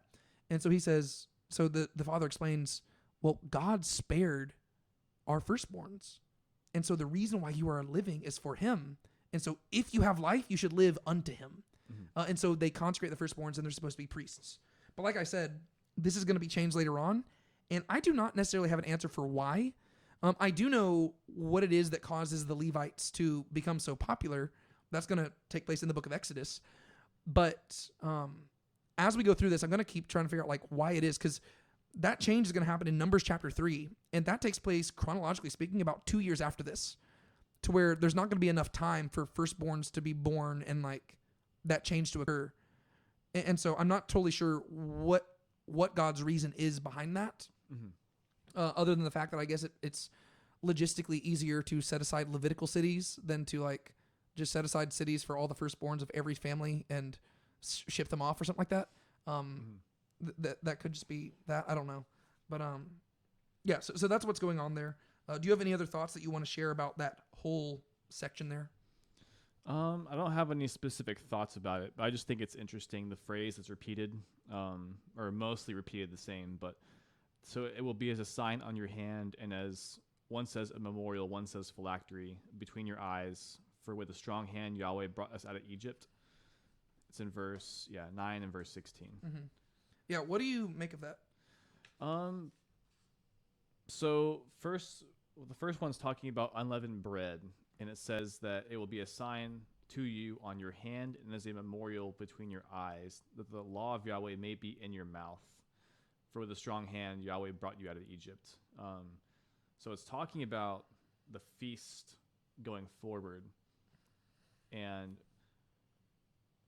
it seems like it's just talking about how the feast is a reminder. Like, I mean, you could take it as literally to be saying that, like, when they are holding the bread and looking at the bread, it reminds them of like what God did for them. I don't know that that's all it's saying, because it says that the law of Yahweh might be in your mouth, which to me is like an interesting phrase. Yeah, the law may be in your mouth. Like, is that talking about? Because we're talking about eating bread, but it can't be just about the bread either. Yeah. It could also be about like speaking as well. Well, I think that makes sense just because in both contexts, like the thing that was most recently in their mouth, quite literally, is them recounting to their children what God did, right? Because in both sections, like in verse 8, it says, and you shall tell your son on that day, it's because of what Yahweh did for me. And then if you go down a little bit later, and you shall tell your son, it's because of what Yahweh did. And so it seems like the way that it's using the word Torah here, or law, it's less about the commands in particular and more about what God has accomplished for the people of Israel. Yeah, or I guess like if we take it as teaching, Yes. it's like they're teaching their children about what God did. So like Yeah. through the celebrating of the feast, it's like they're being reminded of what God did, and so they're teaching it to their kids. Yeah, you're teaching them that they were born into a story much bigger than themselves, and that is honestly the greatest thing that a parent can pass on to a child. Right? It's not just, hey, here's these things God wants us to do. It's you were born into a story way bigger than just you or me, and this is what God did for our ancestors. And I mean, like the two things here. I guess I could even explain why it uses it in regards to these. The feast regards like just the ritual of like what they do like their calendar is going to be a very ritualistic calendar that commemorates what God's done for them, in addition to just this one feast, but consistently. But then also the whole consecration of the firstborn, the idea of there being a priesthood and people who are specifically dedicated and consecrated to God. That is also communicating to them, like, not only this, like, I guess the Feast of Unleavened Bread communicates the story that they were born into, whereas the consecration of the firstborns communicates their role in the story, if that makes sense, right? Because they exist to be a kingdom of priests and a holy nation. And then you're going to see the same language. Are you in Deuteronomy 6? Yeah. It's like verse 8 is where it like just popped to my head where it says like, you shall bind them as a sign on your hand, and they shall be as phylacteries between your eyes. Yeah. And then even just like the imagery of like, you shall write them on the doorpost of your house and on your gates and stuff. Yeah. You shall, the words that you are commanded. So I guess I'll go up a little bit. But, it's the Shema. Yeah. Hear, O Israel, Yahweh is our God. Yahweh is one. You shall love Yahweh your God with all your heart and with all your soul and with all your might. These words, which I am commanding you today, shall be on your hearts. You shall teach them. I don't know if it's the same word for like Torah, but you shall teach them diligently to your sons, and shall speak of them when you sit in your house, and when you walk by the way, and when you lie down, and when you rise up. You shall bind them as a sign on your hand, and they shall be as phylacteries between your eyes. You shall write them on the doorpost of your house and on your gates. Then it will be when Yahweh your God brings you into the land which he swore to your fathers.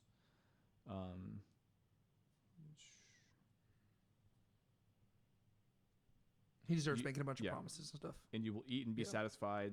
Then beware lest you forget Yahweh who brought you from the land of Egypt out of the house of slavery. And so, I mean, I guess really he is kind of saying the same thing here, to where like he's using the same imagery of like, it'll be a sign on your hand and between your eyes. It's like this constant reminder of like whenever they're doing these things, it's like it'll be constantly on their mind, to like it's in all the things they do and the things they say, and like it's, you know, in the morning and the evening when they're doing whatever they're doing. Yeah. Well, even the word like phylacteries there, I don't really like that necessarily as a translation. The Hebrew word there is totafot, and it's actually a very difficult word to translate. The main reason people translate it as phylacteries is because that's how Jewish people later interpreted it, and they started literally making boxes and stuff to like put on their arms and on their heads. Whereas I think that the imagery there conveys it like just like better idea of what's going on. It's just the idea of like, yeah, everything you do, so your hands and everything you think of, like what's between your head. I think that's probably what it's communicating, is that you want all of your actions and all of your thoughts to constantly revolve around the story that you were born into and what your role is in that story, right? So you were born into a story that there's this God who delivered you and brought you unto himself to make you his people. And so your job is to live unto him and to be consecrated unto him and to be holy as he is holy. And I think that's going to kind of lay the groundwork for the rest of the commands that we're going to see really starting in a few weeks, just here in Exodus. But yeah. Do you have anything else you want to say? If not, we can wrap this bad boy up. I think I'm good. All right, cool. Well, look at that. We actually did film a shorter episode. Wow. Good for us. High five. Boom.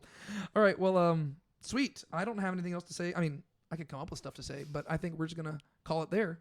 Thank you, Sean, for filming another episode with me. Of course. Hopefully the audio was fixed this time. I have no idea. I only know after it's after we check this. It's a 2-man show here, so we don't have anybody monitoring as we're going. But yeah, sweet. Well, until next time, my name is David Tate. And I'm Sean Powell. And this has been Talking Through the Text. We will see y'all later.